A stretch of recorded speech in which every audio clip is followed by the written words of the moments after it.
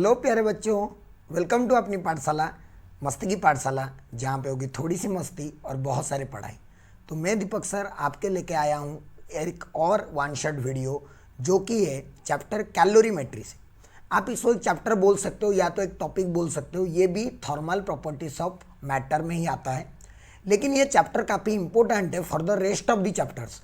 आगे जितने भी थर्मोमेट्री के चैप्टर्स है, थर्मोडायनामिक्स के चैप्टर्स है, उन सबको बहुत अच्छे लेवल के क्वेश्चन करने के लिए हमें बेसिक कैलोरीमेट्री और कैलोरीमेट्री से रिलेटेड सारे प्रिंसिपल्स और सारे जो भी प्रोसेसेस हैं, जो भी हीट ट्रांसफर के जो भी मेथड्स हैं, वो सारे हमें करने पड़ेंगे। और इससे रिलेटेड क्वेश्चंस भी बहुत पूछे जाते हैं, अलग अलग ढंग से, अलग अलग तरीके से। तो चलिए शुरू करते हैं हम लोग कैलोरीमेट्री चैप्टर बिना कोई टाइम वेस्ट के।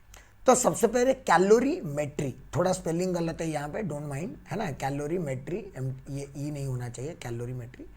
कैलोरीमेट्री का मतलब होता है, कैलोरीमेट्री का जो मीनिंग है उसका मीनिंग है हीट मेजरमेंट।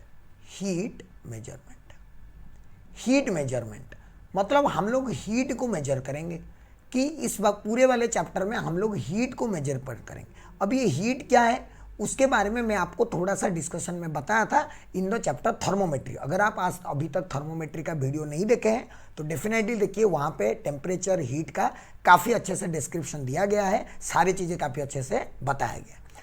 फिर भी मैं आज हीट के बारे में आपको आज थोड़ा सा नॉलेज दूंगा। सबसे पहले समझते हैं कि हीट मेजरमेंट, हीट क्या करता है ना। जैसे कि मान लीजिए कि मैं कोई एक सॉलिड ले लेता हूँ, ऑलराइट। मैं सपोज, एक्सक्यूज मी, गलत हो गया, सपोज मैं एक सॉलिड ले लेता हूँ यहाँ पे, ऑलराइट। मैंने यहाँ पे बना दिया ये बॉक्स, यहाँ पे और एक बॉक्स बना दिया, यहाँ पे और एक बॉक्स बना दिया, ठीक है। इस तरह से मैं बॉक्स बना रहा हूँ। बॉक्स क्यों बना रहा हूँ? क्योंकि मुझे इसके अंदर कुछ लिखना है ना। मैं जैसे कि 2-3 बॉक्स और बना देता हूँ, यहाँ पे एक, यहाँ पे और एक, ऐसे 2, ठीक है, बना दिया। अब इसको समझते हैं कि क्या लिखना है हम लोगों को ना। सपोज मैंने इसके अंदर ले लिया पहले सॉलिड, सिंपली मैंने रखा सॉलिड, और उस सॉलिड को मैं सप्लाई किया हीट। क्या सप्लाई किया मैंने? हीट सप्लाई किया। हीट सप्लाई किया मतलब ऐसे कुछ भी टेम्परेचर, मतलब इसको मैं कुछ गर्म करने की कोशिश कर रहा हूँ, हीट सप्लाई किया। तो क्या होगा, सबसे पहले सॉलिड का टेम्परेचर इंक्रीज होगा। सॉलिड का टेम्परेचर क्या होगा? इंक्रीज। सबसे पहले कब तक इंक्रीज होगा ना? जब तक ये सॉलिड अपने मेल्टिंग पॉइंट में ना पहुंच जाए। ये सब क्या है हमें आगे पता चलेगा। मेल्टिंग पॉइंट पे आके सॉलिड ना पहुंच जाए, ऑलराइट। अब इस मेल्टिंग पॉइंट पे जैसे ही पहुंच गया तो यहां से यहां तक इसका टेम्परेचर क्या रहेगा? कांस्टेंट, टेम्परेचर चेंज नहीं होगा। और ये क्या होने लगेगा ना, ये स्टेट चेंज करने लगेगा। स्टेट चेंज, स्टेट चेंज का मतलब क्या है? ये सॉलिड से क्या बनने की कोशिश करेगा? लिक्विड तक, राइट। मतलब ये वो प्रोसेस है जिस टाइम में वो, इसको भी मैं हीट सप्लाई कर रहा हूँ, ठीक है, इसको भी मैं, सब चीज़ को हीट सप्लाई कर रहे हैं। सॉलिड को पहले हीट सप्लाई किया तो उसका टेम्परेचर इंक्रीज हुआ, उसका मेल्टिंग टेम्परेचर तक, उसके मेल्टिंग पॉइंट में जैसे ही पहुंच गया उसके बाद उसका टेम्परेचर कांस्टेंट हो गया, फिर वो सॉलिड से लिक्विड में कन्वर्ट हुआ और ये कंप्लीटली लिक्विड आ गया। और लिक्विड फिर से अपना क्या करेगा? टेम्परेचर इंक्रीज करेगा अगर मैं हीट सप्लाई करूँ। कब तक ना? जब तक ये अपने बॉइलिंग पॉइंट पर नहीं पहुँच जाता। जब तक ये अपने बॉइलिंग पॉइंट पे नहीं पहुंच जाता। जैसे ही बॉइलिंग पॉइंट पे पहुंच गया उसके बाद क्या होगा ना, ये लिक्विड किस में कन्वर्ट होना स्टार्ट हो जाएगा? गैस में। और इस टाइम में उसका टेम्परेचर फिर से क्या रहेगा? कांस्टेंट। और फिर कंप्लीटली ये अल्टीमेटली आके कंप्लीटली किस में बन जाएगा? गैस में। तो ये प्रोसेस एक्चुअली में होता है जब भी हम कोई चीज़ को हीट सप्लाई करते हैं। इसका एक पहलू हम पढ़ चुके हैं कि थर्मल एक्सपेंशन होता है, नहीं होता है, अलग बात। यहाँ पे हम लोग पढ़ रहे हैं कि जब कोई नॉर्मल सॉलिड को हम लोग हीट सप्लाई करते हैं तो उसके अंदर कैसे कैसे चेंजेस आते हैं। सबसे पहले तो उसका टेम्परेचर राइज करेगा, उसके बाद उसका टेम्परेचर एक पॉइंट तक राइज करेगा जो कि मेल्टिंग पॉइंट है, फिर वो मेल्ट होगा। ये सारी बातें हैं जब हम हीट सप्लाई करते हैं। तो हम इस चैप्टर में पढ़ने वाले हैं ये जो सारे प्रोसेस हैं, कोई भी सॉलिड का मुझे टेम्परेचर इंक्रीज करना है, सपोज कोई भी लिक्विड का टेम्परेचर इंक्रीज करना है या गैस किसी भी चीज़ का टेम्परेचर इंक्रीज करना है, तो मुझे उसको कितने हीट देने पड़ेंगे, कितना टेम्परेचर इंक्रीज करने के लिए, इस चैप्टर में हम उसी सब चीज़ों का मेजरमेंट करने वाले हैं। या तो सॉलिड को मुझे लिक्विड में कन्वर्ट करना है, तभी तो मुझे हीट देना है, वो भी हम लोग करेंगे कि कितना सॉलिड को लिक्विड में कन्वर्ट करना हो तो हमें कितना हीट सप्लाई करना पड़ता है। तो ये चैप्टर बेसिकली वो सारे प्रोसेस जिसके अंदर हीट इन्वॉल्व होता है, उसमें कितना हीट एग्जैक्टली इन्वॉल्व होगा उसकी कैलकुलेशन हम लोग इस चैप्टर में करने वाले हैं, जो कि है कैलोरीमेट्री। क्लियर है बच्चों? बहुत इंटरेस्टिंग चीज़ें भी पढ़ेंगे। वाटर हीटर आप घर पे देखे होगे, गीज़र देखे होगे, ये सारे चीज़ें कैसे काम करते हैं, कैसे पावर कैलकुलेशन करते हैं, सारी चीज़ें हम लोग डिस्कशन करने वाले हैं। तो चलिए शुरू करते हैं नेक्स्ट टॉपिक। नेक्स्ट है सबसे पहले हीट। मैंने आपको पहले ही बता दिया था, heat is the energy in transit. मतलब जब भी मैं दो अलग अलग टेम्परेचर के, मैंने बताया था, एक हाई टेम्परेचर और एक लो टेम्परेचर ऑब्जेक्ट को कॉन्टैक्ट में लेके आऊं, तो उनके बीच में due to their temperature difference कुछ एनर्जी ट्रांसफर होता है। उस एनर्जी ट्रांसफर को हम लोग क्या बोलते हैं? हीट एनर्जी, है ना? क्या बोलते हैं? Heat energy. तो heat is energy in transit, जो ट्रांसफर होने वाले मोड में रहता है। So heat is energy in transit, इसका मतलब जो भी एनर्जी ट्रांसफर हो रहा है उसी को हम लोग हीट बोलते हैं। इसका मतलब मैं सिंपली बोल सकता हूं कि हीट का मतलब है, हीट का एक सिंपल मतलब है इट इज एनर्जी। हीट का एक सिंपल मतलब है कि हीट मीन्स एनर्जी। ये सिंपल सा एक मीनिंग है हीट का जो हमें पता चल रहा है। ऑलराइट, उसके बाद और क्या पता चल रहा है देखते हैं। उसके बाद हमें पता चल रहा है कि हीट का जो यूनिट होगा, हीट का जो एसआई यूनिट होगा, एसआई यूनिट, वो सिंपल एसआई यूनिट होता है joule. Right, simple SI unit क्या होता है? जूल। और इसका डायमेंशन भी हम लोग लिख सकते हैं, एनर्जी जैसा ही होगा। इसका डायमेंशन फॉर्मूला क्या हो जाएगा? एनर्जी जैसा, that is m1 L2 T-2। Simple सी बात है। हीट का एसआई यूनिट जूल होता है और उसका डायमेंशन भी हमें लिखना आता है। लेकिन हम लोग हीट का फिजिक्स में एक और यूनिट यूज करते हैं, another unit of heat, another unit, जो कि जनरली हम लोग मेजरमेंट पर्पस के लिए यूज करते हैं। Generally used for measurement purpose, used for measurement purpose. ये और एक यूनिट है उसका। ऑलराइट, हीट का वो क्या है? वो यूनिट है कैलोरी। वो यूनिट क्या है? कैलोरी। एक साइंटिस्ट के नाम पे है, हालांकि वो यूनिट है कैलोरी। सी से डिनोट करते हैं हम लोग इसको, या CAL ऐसे भी लिखते हैं, कैलोरी। ऑलराइट, ये हीट का ही यूनिट है और एक यूनिट है। तो फिर ये कैलोरी क्या है सर? ये कैलोरी क्यों आया ना? ये कैलोरी का डेफिनेशन दिया गया अलग से। क्या दिया गया ना? अगर कभी भी मैं 1 ग्राम वाटर लूँ, कितना वाटर लूँ? 1 ग्राम वाटर लूँ, उसका टेम्परेचर 14.5 डिग्री सेल्सियस रखूँ। 1 ग्राम वाटर लूँ 14.5 डिग्री में और उसको मैं हीट सप्लाई करूँ, तो क्या होगा? इसका टेम्परेचर राइज होगा। इसका टेम्परेचर क्या होगा? राइज। टेम्परेचर राइज होके जब इसका टेम्परेचर हो जाएगा 15.5 डिग्री सेल्सियस, मतलब मैं क्या कर रहा हूँ ना, 1 ग्राम वाटर का टेम्परेचर 14.5 से 15.5, कहाँ पे? एटमॉस्फेरिक प्रेशर में। ये पे 1 atm प्रेशर 1 एटमॉस्फेरिक रखना है हमें। तो जितना हीट की जरूरत पड़ेगी उस हीट को बोला जाता है 1 कैलोरी। ये हीट जो हम सप्लाई कर रहे होंगे, कितना सप्लाई कर रहे होंगे? 1 कैलोरी। तो 1 कैलोरी का मतलब है उतना अमाउंट का हीट जितना हमें चाहिए। किस काम के लिए? 1 ग्राम वाटर का टेम्परेचर 1 डिग्री बढ़ाएंगे। एक्चुअली में 1 डिग्री कहाँ से कहाँ तक? 14.5 से 15.5। ये स्टैंडर्ड है, मेजर करके बताया गया है, मैं कुछ नहीं कर सकता। ये कैलोरी का डेफिनेशन है। और ये एक्सपेरिमेंटली क्या देखा गया कि जो भी वैल्यू आ रहा है 1 कैलोरी का, जो भी 1 कैलोरी का वैल्यू आ रहा है, that is equals to 4.186 joule, या फिर अप्रोक्सीमेटली हम लोग इसको 4.2 जूल भी लिखते हैं। 1 कैलोरी इक्वल टू, ये आपको याद रखना है। कभी भी अगर हीट मान लो जूल में आ रहा है, आपको कैलोरी में आंसर दिया है, कैलोरी में आ रहा है, जूल में आंसर दिया है, कभी कभी ऐसा यूनिट में कन्वर्ट करना पड़ता है, तो भी आपको पता होना चाहिए। अच्छा, ये कैलोरी का अगर कोई डायमेंशन पूछेगा कि बताओ कैलोरी का क्या डायमेंशन है, तो कैलोरी तो है तो एनर्जी का ही फॉर्मूला, यूनिट है तो एनर्जी का यूनिट, तो इसीलिए इसका डायमेंशन भी एनर्जी के साथ सेम होगा, m1 L2 T-2, कंफ्यूज नहीं होना है। Joule and calorie are the different units of the same quantity, तो दोनों का डायमेंशन ऑब्वियसली सेम होगा। कैलोरी अलग है कि कैलोरी का मीनिंग क्या है ना, क्योंकि आगे तुम्हें पता चलेगा एक्चुअली ऐसा क्यों किया गया, आगे पता चलेगा, टेंशन मत लो। तो क्या कैलोरी का मतलब समझ में आ गया सबको, तो 1 कैलोरी हमें पता है।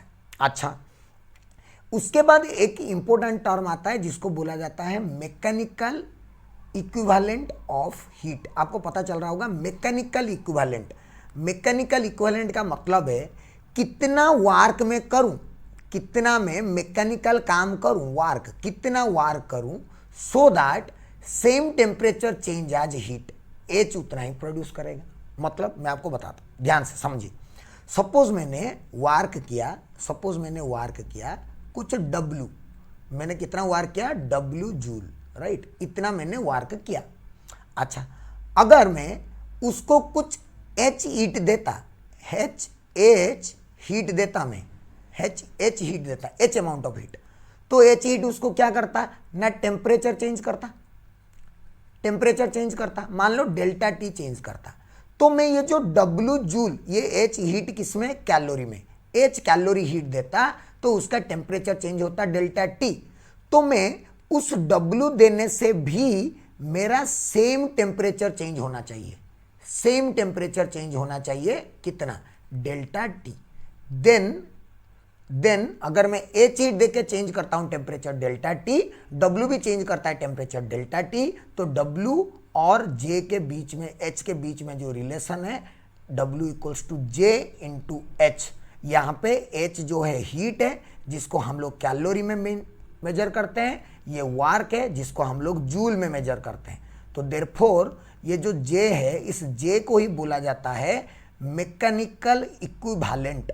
आप समझ सकते हो, मैकेनिकल इक्विवेलेंट है ना, और ये इसका यूनिट होता है, क्या यूनिट होता है, बहुत इंपॉर्टेंट, जेई में पूछा हुआ क्वेश्चन है, नीट में भी पूछा हुआ क्वेश्चन है। J का यूनिट क्या होता है, J का यूनिट होता है, देखिए J इधर जूल इधर कैल्विन, तो जूल पर कैलोरी, ये इसका यूनिट होता है। लेकिन डायमेंशन क्या होता है, डायमेंशनलेस।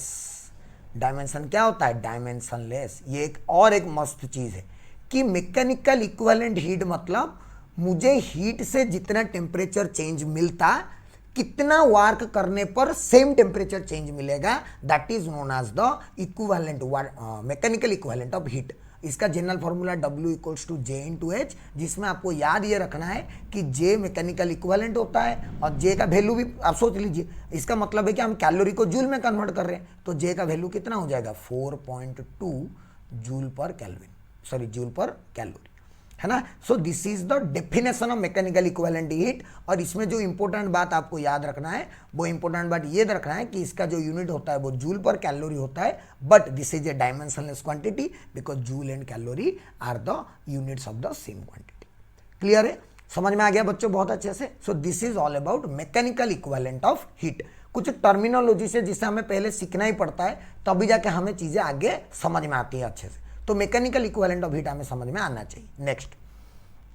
नेक्स्ट एक बढ़िया चीज क्या, स्पेसिफिक हीट कैपेसिटी। जैसे कि अभी हम लोग क्या पढ़े, अभी हम लोग पढ़े कि अगर मैं 1 ग्राम वाटर लूं, 1 ग्राम वाटर, और उसका टेम्परेचर मैं इंक्रीज कराऊंगा, है ना, कितना इंक्रीज करवाता था, बाई 1 डिग्री सेल्सियस। ये पॉइंट को देखें, कितना वाटर लिया, 1 ग्राम, कितना टेम्परेचर राइज किया, 1 डिग्री। वो कहां से, अलग बात है, 14.5 से 15.5, इतना टेम्परेचर 1 डिग्री सेल्सियस या 1 केल्विन, एक ही बात है ना। इतना 1 ग्राम वाटर का टेम्परेचर इंक्रीज करा है 1 के लिए, तो हमें जितना चाहिए था उसको क्या बोलते थे, 1 कैलोरी, है कि नहीं, या फिर क्या बोलता था मैं, 4.2 जूल, यही तो डेफिनेशन था कैलोरी का।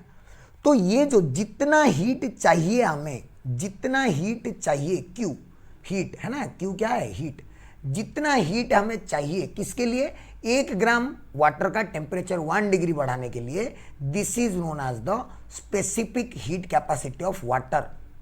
Specific heat capacity of water, specific heat capacity of water, मतलब 1 ग्राम वाटर लो 1 डिग्री सेल्सियस बढ़ाओ तो 1 कैलोरी चाहिए। वैसे ही अलग अलग मटेरियल लूंगा तो उनका 1 ग्राम का 1 डिग्री बढ़ाने के लिए मुझे अलग अलग हीट की जरूरत होगी, अलग अलग अमाउंट की। मतलब ये जो क्वांटिटी है, ये जो हीट है, कौन सा हीट ना, heat required, the heat required to raise temperature of unit mass, unit mass मतलब 1 gram of any substance body by 1 degree Celsius is called the specific heat capacity. और स्पेसिफिक हीट कैपेसिटी को denote करते हैं S से। किसे denote करते हैं? S, specific heat capacity. ठीक है, सपोज सोचिए, सपोज मैं यहां पे एक बढ़िया सा चीज आपको बताता हूं। सपोज मैंने एम मास लिया, सब्सटेंस लिया एम मास का, है ना, उसका मैंने टेम्परेचर चेंज करवाया, टेम्परेचर चेंज उसका मैंने करवाया कितना, मान लो डेल्टा टी चेंज करवाया, राइट। और उसका लेट स्पेसिफिक हीट है, स्पेसिफिक हीट कैपेसिटी एस है, स्पेसिफिक हीट कैपेसिटी सपोज उसका एस है, राइट। एम मास लिया मैं, 1 ग्राम नहीं लिया हूं तो कितना हीट चाहिए होगा ना, अगर 1 ग्राम लेता तो कितना चाहिए था, एस, एस है ना, एस इसका मतलब क्या है 1 ग्राम। तो Q equal to mass M S into delta T. अगर 1 ग्राम के लिए चाहिए S तो m ग्राम के लिए चाहिए m इंटू एस, 1 डिग्री के लिए चाहिए m इंटू एस तो डेल्टा टी के लिए चाहिए m एस डेल्टा टी। तो देयरफॉर S का वैल्यू क्या आया, Q by m delta T. Therefore इसका यूनिट क्या हो जाएगा, S का, बहुत इंपॉर्टेंट बात, इसका यूनिट क्या हो जाएगा ऊपर Q, Q मतलब जूल पर मास मतलब kg, डेल्टा टी मतलब चेंज इन टेम्परेचर केल्विन। ये उसका एसआई यूनिट है, ये उसका एसआई यूनिट है। इसका एक दूसरा यूनिट भी बोल सकता हूं मैं, अदर यूनिट्स। इसका अदर यूनिट क्या ना, हीट का होता है कैलोरी, हीट का क्या होता है कैलोरी, बाई मास का होता है ग्राम, इंटू टेम्परेचर का डिग्री सेल्सियस और केल्विन, जो भी लिखो कोई दिक्कत नहीं, डिग्री सेल्सियस या फिर केल्विन। तो इसके 2 यूनिट पॉसिबल है, एक उसका एसआई यूनिट बताया मैंने, है ना, एसआई यूनिट, और एक बताया मैंने कौन सा वाला, कैलोरी वाला यूनिट, नॉर्मल वाला अदर यूनिट है ना, अदर यूनिट। जैसे कि वाटर का बात करते हैं, फॉर वाटर, वाटर के लिए कितना चाहिए ना, एसआई यूनिट। एसआई यूनिट मतलब मुझे क्या लिखना पड़ेगा, ग्राम पर केजी। तो क्या लिखूंगा मैं, दूसरा और एक पेज बताता हूं, है ना। मान लो कि जैसे मैंने बोला कि for water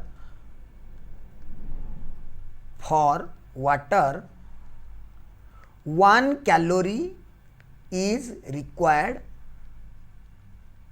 for 1 gram by 1 degree Celsius. ऐसे 3 चीजें, मतलब क्या है, मतलब स्पेसिफिक हीट ऑफ वाटर हो जाएगा 1 कैलोरी पर ग्राम पर डिग्री सेंटीग्रेड और 1 कैलोरी पर ग्राम पर केल्विन, एक ही बात है, बिकॉज ये बाई 1 डिग्री सेल्सियस और 1 केल्विन एक ही डिफरेंस, टेम्परेचर डिफरेंस सेम होता है डिग्री सेल्सियस और केल्विन में, है ना। तो ये हो गया स्पेसिफिक हीट ऑफ वाटर। लेकिन इसको मैं अगर एसआई यूनिट में लिखना चाहता हूं, इसको मैं किस में लिखना चाहता हूं, एसआई यूनिट में, तो क्या होगा, कैलोरी को मुझे जूल में करना पड़ेगा। तो 1 कैलोरी कितना होता है 4.2 जूल अप्रोक्सीमेटली। ग्राम को मुझे केजी में करना पड़ेगा, तो 10⁻³ kg इंटू डिग्री सेल्सियस को वैसे ही रहने दो या केल्विन को वैसे ही रहने दो। तो ये देखो, ये ऊपर चला जाएगा, ये हो जाएगा 4.2 इंटू 10⁻³ जूल पर केजी केल्विन। तो कितना आ गया 4200 जूल पर KG kelvin. This is specific heat capacity of water in SI units, this is in SI units. ये एसआई यूनिट्स में है ना, एसआई यूनिट्स में है। लेकिन नॉर्मल यूनिट में हम लोग कैलोरी यूज कर लेते हैं इस तरह से। बट अगर आपको क्वेश्चन में स्पेसिफाई कर दे कि आपको एसआई यूनिट में निकालना है, या फिर आप आंसर देख रहे हो कि आंसर सारे जूल केजी में दिया हुआ है एसआई यूनिट में, तब आपको सब कुछ एसआई यूनिट में ही करना पड़ेगा। क्लियर है बच्चों। तो इसी तरह अलग अलग मटेरियल का स्पेसिफिक हीट अलग अलग होता है। और अगर मुझे कोई भी एम मास का टेम्परेचर डेल्टा टी बढ़ाना होगा तो मैं कितना हीट सप्लाई करूंगा, Q equal to M S delta T. Simple सी बात। और इसमें एक बात आप याद रख लो तो अच्छी बात है, हालांकि क्वेश्चन में गिवन रहता है, अगर कभी आइस दे दे, आइस, तो आइस का जो स्पेसिफिक हीट होता है, specific heat capacity, that is 1/2 calorie पर ग्राम पर डिग्री सेल्सियस, वाटर का आधा। उसी तरह जो वाटर वेपर होता है, वाटर वेपर या फिर स्टीम बोल सकते हो आप, स्टीम है ना, उसका जो होता है स्टीम का, उसका भी होता है 1/2 कैलोरी पर ग्राम पर डिग्री सेंटीग्रेड। मतलब हमें ऐसे कुछ स्टैंडर्ड याद रखने पड़ेंगे कि वाटर का स्पेसिफिक हीट होता है 1 कैलोरी, उसको एसआई यूनिट में हमें कन्वर्ट भी करना आता है, और वाटर वेपर का पता है हमें, आइस का पता है हमें। इससे थोड़ा बहुत हमें फायदा होगा। क्या फायदा ना, हम डायरेक्टली क्वेश्चंस में इन सब का वैल्यू यूज कर सकते हैं, चाहे क्वेश्चन कैसा भी दिया हो। ठीक है बच्चों, तो ये था सिंपल सी बात है कि स्पेसिफिक हीट क्या होता है। 1 ग्राम का 1 डिग्री सेल्सियस बढ़ाओ, जितना हीट चाहिए that is the specific heat. Water का 1 कैलोरी पर ग्राम पर डिग्री सेल्सियस, एसआई यूनिट में कन्वर्ट करो तो 4200, आइस का 1/2 और वेपर का भी 1/2। सिंपल सी बात। लेकिन हो सकता है कि जैसे कि 1 मिनट, हाँ, अगर ऐसा बोल दिया कभी कि यूनिट मास नहीं, जैसे कि हम क्या बोले तभी 1 ग्राम का बढ़ाने के लिए, वो यूनिट मास नहीं 1 मोल का बोल रहा है। कितने का? 1 मोल। मतलब 1 मोल सब्सटेंस का, 1 मोल सब्सटेंस का अगर टेम्परेचर इंक्रीज करोगे,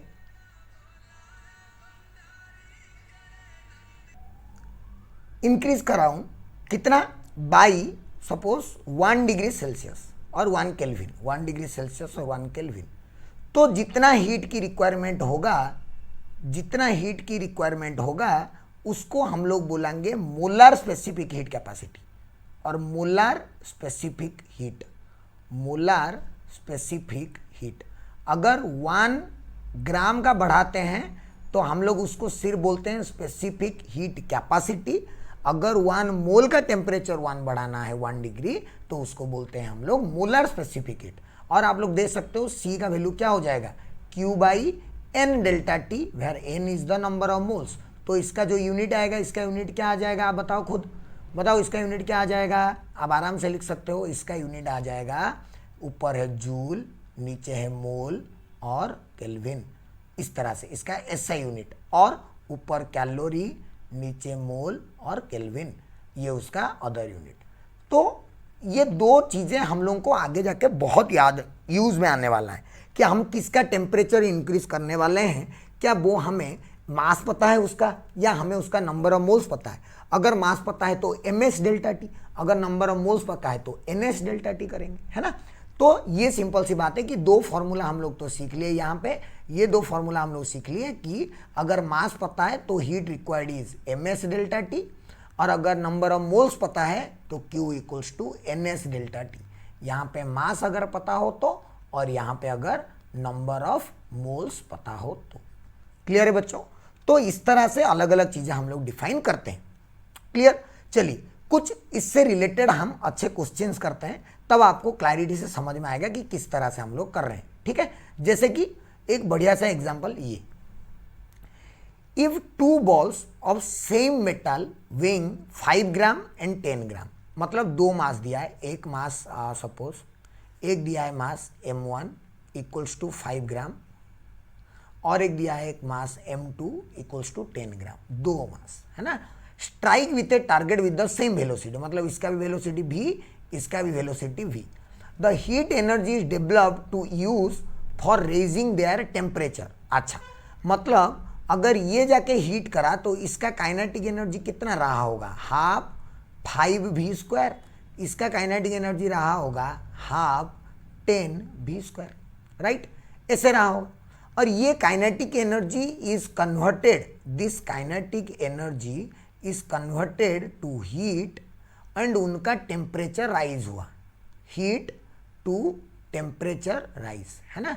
तो मान लो कि एक में टेम्परेचर डेल्टा T1 हुआ और एक में टेम्परेचर डेल्टा T हुआ, T2, इसको K1, इसको K2। तो K1 = M1 S × delta T1, क्योंकि दोनों सेम ऑब्जेक्ट है इसलिए दोनों का स्पेसिफिक हीट सेम लिया हूँ। K2 = M2 S delta T2। चलिए लिखते हैं K1 का value 1/2 × 5 × v² = M1 5 × S × delta T1। Similarly here 1/2 × 10 × v² equals to 10 into S into delta T2। आप देख सकते हो यहाँ पे 5 5 10 10 कैंसिल हो जाएगा, तो यहाँ पे डेल्टा T1 आ जाएगा 20, सॉरी मैं एस काट दिया, 2 कैंसिल होगा, ये नहीं होगा, दिस विल बी एस, है ना। तो एस डेल्टा टी, तो देयरफॉर डेल्टा T1 का वैल्यू आएगा v²/2s और डेल्टा T2 का वैल्यू भी आएगा v²/2s। That means the temperature change is going to be same in both the cases. Alright, so therefore ना आंसर ए होगा ना आंसर बी होगा, it will be same for both balls, same for both metals. दोनों metals के लिए same हो जाएगा क्योंकि दोनों का मास इंडिपेंडेंट आ रहा है, ये टेम्परेचर राइज। क्लियर है बच्चों? तो इस तरह के छोटे छोटे क्वेश्चंस आते हैं। मैं आपको और छोटे छोटे क्वेश्चंस बताता हूं। सपोज मैंने ले लिया, फॉर एग्जांपल सपोज मैंने ले लिया 2 kg वाटर, राइट, कितना ले लिया 2 kg वाटर, और this water at 30 degree Celsius, है ना, heated to 50 degree Celsius, 50 degree Celsius. Calculate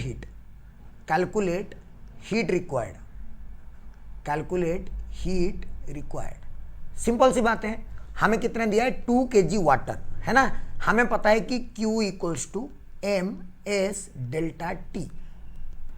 M को किस में पुट करते हैं 2, अगर kg में पुट किया। एस का वैल्यू वाटर के लिए होता है 1 कैलोरी पर ग्राम पर केल्विन। टेम्परेचर कितना बढ़ाना है 30 to 50 मतलब 20, राइट। देखिए यहाँ पे ग्राम है और यहाँ पे केजी है, तो ऐसा आंसर गलत हो जाएगा। तो you have to put 2000 into 1 into 20, so 2 to 4 into 40, so it is going to be 40,000 calorie और it is going to be 40 kilo calorie. अगर आपको इसको जूल में कन्वर्ट करना है, किस में कन्वर्ट करना है, जूल में, तो सिंपली क्या करो, simply Q equals to 40,000 calorie आया था, उसके साथ मल्टीप्लाई कर दो 4.2, तो 4 2 जा 8, 4 4 जा 16, इतना 1 2 3 4 into 10 to the power 4, this is this much joule. तो चाहे हीट जूल में कैलकुलेट करने के लिए बोले या चाहे हीट कैलोरी में कैलकुलेट करने के लिए बोले, हमें ऐसे कोई भी ऑब्जेक्ट का टेम्परेचर कितना भी बढ़ाने के लिए अगर उसका स्पेसिफिक हीट पता है तो कोई टेंशन वाली बात नहीं है, हम आराम से कर सकते हैं। क्लियर है बच्चों? तो इसी तरह से हम लोग आगे बढ़ते जाएंगे और क्या क्या क्वेश्चन हमारे लिए पॉसिबल है हम वो देखते हैं। एक और चीज है जिसको बोलते हैं थर्मल कैपेसिटी। थर्मल कैपेसिटी या फिर इसको हीट कैपेसिटी भी बोला जाता है। हीट कैपेसिटी, थर्मल कैपेसिटी या फिर हीट कैपेसिटी। हीट कैपेसिटी का मतलब क्या है ना, हीट जैसे कि मैं सपोज 1 ग्राम सब्सटेंस लिया और 1 ग्राम सब्सटेंस का मैंने टेम्परेचर बढ़ाया बाई 1 डिग्री सेल्सियस, तो उसको क्या बोलते हैं, specific heat capacity, right. That is known as specific heat capacity, specific heat capacity. लेकिन मैं 1 ग्राम नहीं लेके अगर मैं एनी अमाउंट ऑफ सब्सटेंस ले जाऊं, एनी अमाउंट ऑफ सब्सटेंस, कितना भी मास ले जाओ, एनी अमाउंट ऑफ सब्सटेंस, जैसे कि मान लो m ग्राम ले लिया या कुछ भी ले लिया, तो उसका टेम्परेचर अगर मुझे 1 डिग्री बढ़ाना है तो जो चाहिए हीट उसको बोला जाएगा हीट कैपेसिटी। यही लिखा हुआ है ऊपर कि कोई भी 1 ग्राम के लिए जितना चाहिए स्पेसिफिक हीट कैपेसिटी, कोई भी एनी अमाउंट ऑफ सब्सटेंस ले जाओ तो वो जो हो जाएगा उसको बोलेंगे हीट कैपेसिटी। तो देयरफॉर ये एस होता था, स्पेसिफिक हीट कैपेसिटी होता था एस, तो ये हो जाएगा m into S. This is my heat capacity formula, m into S, जिसका फॉर्मूला आएगा Q बाई डेल्टा टी। तो इसका यूनिट भी लिख सकते हो आप लोग, है ना। Q बाई डेल्टा टी हो गया, तो इसका यूनिट क्या लिखेंगे, इसका यूनिट हम लोग लिखेंगे, क्या लिखेंगे, Q बाई डेल्टा टी, मतलब जूल पर केल्विन। ये मास नहीं आएगा नीचे, जूल पर केल्विन। तो इसी तरह से आपको ये सारे टर्मिनोलॉजीज याद रहना चाहिए कि स्पेसिफिक हीट कैपेसिटी क्या है, हीट कैपेसिटी क्या है, मोलर हीट कैपेसिटी क्या है, 3 अलग अलग चीज़ें, है ना। अगर ये याद नहीं रहेगा, आपको एग्जाम में पूछा होगा कि फाइंड द हीट कैपेसिटी और आप स्पेसिफिक हीट कैपेसिटी निकाल दिए, so the answer is going to be wrong, right. चलो, तो ये हो गया सिंपल सी बातें जो कि हम लोग पहले टर्मिनोलॉजी जान लिए। अब हम लोग सोचेंगे कि ये जो पढ़ रहे हैं हम लोग सब कैलोरीमेट्री वगैरह है, इसके अंदर ये कैलोरीमीटर है क्या? What is this calorimeter? What is this calorimeter? Calorimeter is a simple device, it is a simple device, बहुत सिंपल डिवाइस है। It is a simple device, helps to measure heat, helps to measure heat. कैसे? इसमें क्या होता है ना, एक vessel रहता है इस तरह से, जो कि ऐसे कवर्ड रहता है ऊपर से, इसके अंदर एक थर्मोमीटर लगा रहता है इस तरह से, और एक ऐसे स्टीरर गिरा रहता है, स्टीरर, जिससे हम लोग ऐसे अंदर ऐसे ऐसे ऐसे करेंगे, स्टीरर। और ये रहता है हमारा थर्मोमीटर, टेम्परेचर मेजरमेंट करने के लिए थर्मोमीटर। और यहाँ पे हम लोग इसको हीट करते रहते हैं, ऐसे हीट, है ना, इसको हम लोग ऐसे हीट करते रहते हैं यहाँ से। ये एक सिंपल कैलोरीमीटर है कि एक वेसल ले जाओ जिसके अंदर पानी को गर्म करो, और उस पानी को गर्म करते करते हमें उसका टेम्परेचर मेजरमेंट करने के लिए थर्मोमीटर एक रख दो, और स्टीरर रखो जो कि हम लोग ऐसे स्टीर करने के लिए यूज़ करेंगे उसको, ठीक है। ये एक सिंपल कैलोरीमीटर का फॉर्मेट है कि भाई और हाँ, ये आइसोलेटेड होता है ना। Calorimeter is an isolated system, calorimeter is isolated. Isolated मतलब no heat exchange with environment, no heat exchange with environment. Environment के साथ इसका कोई भी हीट एक्सचेंज नहीं होता है, मतलब ये बाहर कुछ हीट सप्लाई नहीं करेगा, बाहर कुछ हीट नहीं छोड़ेगा। समझ रहे हो मेरी बात? ठीक है। तो ये कैलोरीमीटर एक सिंपल सा सेटअप है जहां पे हम लोग चीज़ों को गर्म करते हैं, कितना हीट चाहिए कितना नहीं चाहिए, हम लोग हीट को मेजर करते हैं। एक सिंपल सा बात है calorimeter. Principle of calorimetry, calorimetry का प्रिंसिपल क्या बोलता है? यही एक कैलोरीमेट्री का प्रिंसिपल जो मैंने बताया, क्या ना, no heat exchange with the environment. मतलब जो भी ऑब्जेक्ट, मतलब ऐसे समझ सकते हो कि inside a calorimeter, inside a calorimeter the heat is exchanged within the calorimeter,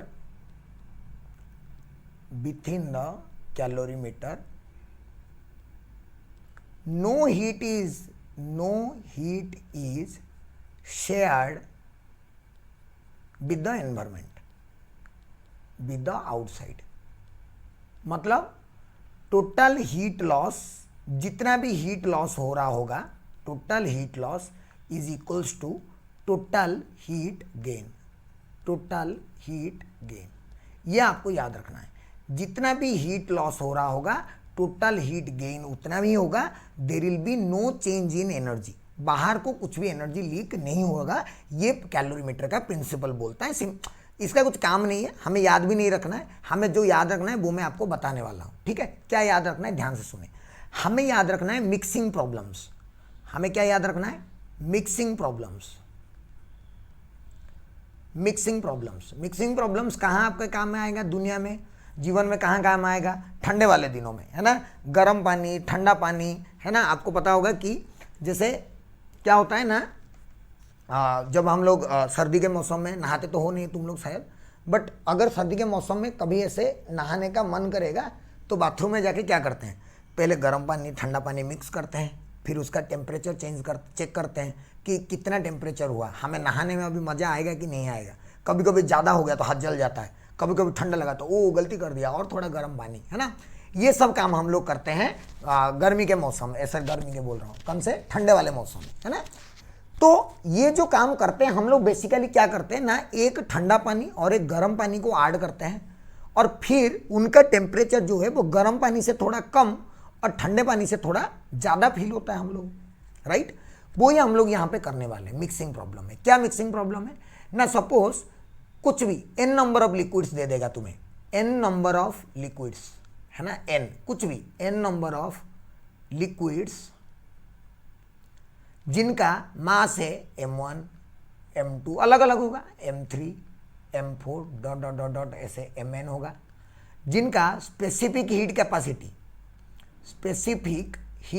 capacity अगर सेम लिक्विड हुआ तो सेम होगा, अलग हुआ तो अलग अलग होगा, तो S1 S2 S3 dot dot dot Sn, सबका अलग अलग, और सबका इनिशियल टेम्परेचर भी क्या है, सपोज अलग अलग इनिशियल टेम्परेचर, सपोज सबका initial temperature T1 T2 T3 ऐसे कुछ भी n नंबर ऑफ लिक्विड्स हैं, जिन लिक्विड्स या फिर गैसेस कुछ भी बोल सकता है, n नंबर ऑफ सब्सटेंसेस हैं जिनका मास अलग अलग है, स्पेसिफिक हीट अलग अलग है, और इनिशियली सबका टेम्परेचर भी अलग अलग है। मैंने इन सबको क्या कर दिया, मिक्स, मैंने इन सबको क्या कर दिया, मिक्स कर दिया इन सबको। जैसे ही मैंने मिक्स कर दिया, ये जो मिक्सचर बना, ये जो मिक्सचर बना, इस मिक्सचर का फाइनल टेम्परेचर है TF। इस मिक्सचर का जो भी फाइनल टेम्परेचर है वो क्या है, TF। इसका मतलब हर एक वो लिक्विड जो कि इस मिक्सचर के अंदर है, सबका क्या हो गया है, फाइनल टेम्परेचर TF। तो अगर तुम्हें जनरली इस फाइनल टेम्परेचर को फाइंड करने के लिए बोलेगा तो आपको करना कुछ है नहीं, एक सिंपल सी बात याद रखें, ट्रिक। क्या ट्रिक याद रखें ना, इसमें ना जब कभी भी आपको ऐसे मिक्सिंग प्रॉब्लम्स मिले लिक्विड्स के, तो ऐसे लिखना कि summation MS delta T equal to 0। अब ये क्या है सर, समेश डेल्टा T ना सोच, और ये डेल्टा T को हमेशा लिखना T final minus T initial. जैसे कि इस केस के लिए M1 S1 सबको ऐड कर रहा हूं, तो क्या होगा देखो, पहले लिखूंगा M1 S1 delta T final minus initial temperature 31 plus दूसरे का M2 S2 final temperature TF minus initial temperature T2 था दूसरे वाले का, है ना, प्लस तीसरा वाला M3 S3 final temperature TF minus initial temperature T3। ऐसे सबका ऐड करूंगा n तक, कहाँ तक, n तक, और इक्वल टू क्या लिख दूंगा, 0। फिर इसको अगर मैं सॉल्व करूंगा तो सॉल्व करने पर मुझे क्या मिल जाएगा, फाइनल टेम्परेचर। हमेशा दो लिक्विड को मिक्स करें, 3 लिक्विड को मिक्स करें, 4 लिक्विड को मिक्स करें, अगर आपको मिक्सचर का फाइनल टेम्परेचर चाहिए तो आप सिंपली क्या करो, सबका MS डेल्टा T को इक्वल टू 0 लिखो, फाइनल मिक्सचर का टेम्परेचर को TF लिखो, एंड डेल्टा T को TF माइनस TR। जैसे कि मैं आपको एक एग्जांपल करके बताता हूं, ठीक है, एक एग्जांपल सपोज मैंने 2 लीटर वाटर लिया, 2 kg वाटर, जो कि थोड़े ठंडे थे, है ना, एट 20 डिग्री सेल्सियस, एंड उसमें गर्म पानी ऐड किया, गर्म पानी थोड़ा कम ऐड किया, मान लो कि 1 kg ऐड किया, 1 kg वाटर ऐड किया मैंने एट सपोज थोड़ा ज़्यादा 40 डिग्री सेल्सियस में सपोज ऐड किया, right. 2 kg water 20 degree Celsius and 1 kg water eight 40 degree Celsius.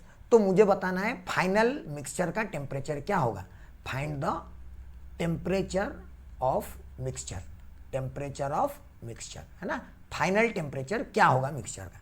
क्या करूंगा मैं, मुझे पता है, यहाँ पे M1 मैं क्या करूंगा ना, पहले तो लिख देता हूँ, क्या लिख देता हूँ कि let the final temperature is TF, let the final temperature equals to TF, है ना।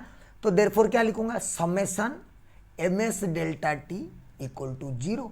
अच्छा, एक एक का बताओ, 2 kg को 2 kg नहीं ग्राम में लिख लो, क्यों, क्योंकि S का वैल्यू मुझे पता है 1 कैलोरी पर ग्राम में, इसलिए मैं ग्राम में लिख रहा हूं, इनटू इसका टेम्परेचर पता नहीं, तो T final minus initial temperature was 20 equals to इस साइड में MS डेल्टा T, सॉरी मैं इक्वल टू नहीं, मैं गलत बोल रहा हूं, इक्वल टू क्यों लिखूंगा भाई, इक्वल टू नहीं, प्लस दूसरे वाले का, दूसरे का कितना मास है, 1 kg मतलब 1000 होल इंटू 1 इंटू MS हो गया delta T, TF minus initial temperature was 40 equal to 0। अब इसको सॉल्व करो, इसको सॉल्व करेंगे तो क्या बनेगा, ये 2000 1000 कैंसिल कर दो, 2 तो 2 into TF minus 40 plus TF minus 40 equal to 0, 2F plus 3F 3TF equal to 80, तो TF equals to 80/3, that is 3 2 जा 6 20, 3 6 जा 18 2 20 3 6 26.6666। This is the final temperature of the mixture, this is the final temperature of the mixture. मैं अभी 2 को add करवाया, वैसे 3 को add कर दे, 4 को ऐड कर दे, 5 को ऐड कर दे, कुछ जरूरत नहीं है। सिंपल आप लोगों को लिखना है कि summation ms delta t equal to 0 और कहानी खत्म। कभी भी गलत नहीं होगा, हमेशा you will get your correct answer. Clear है?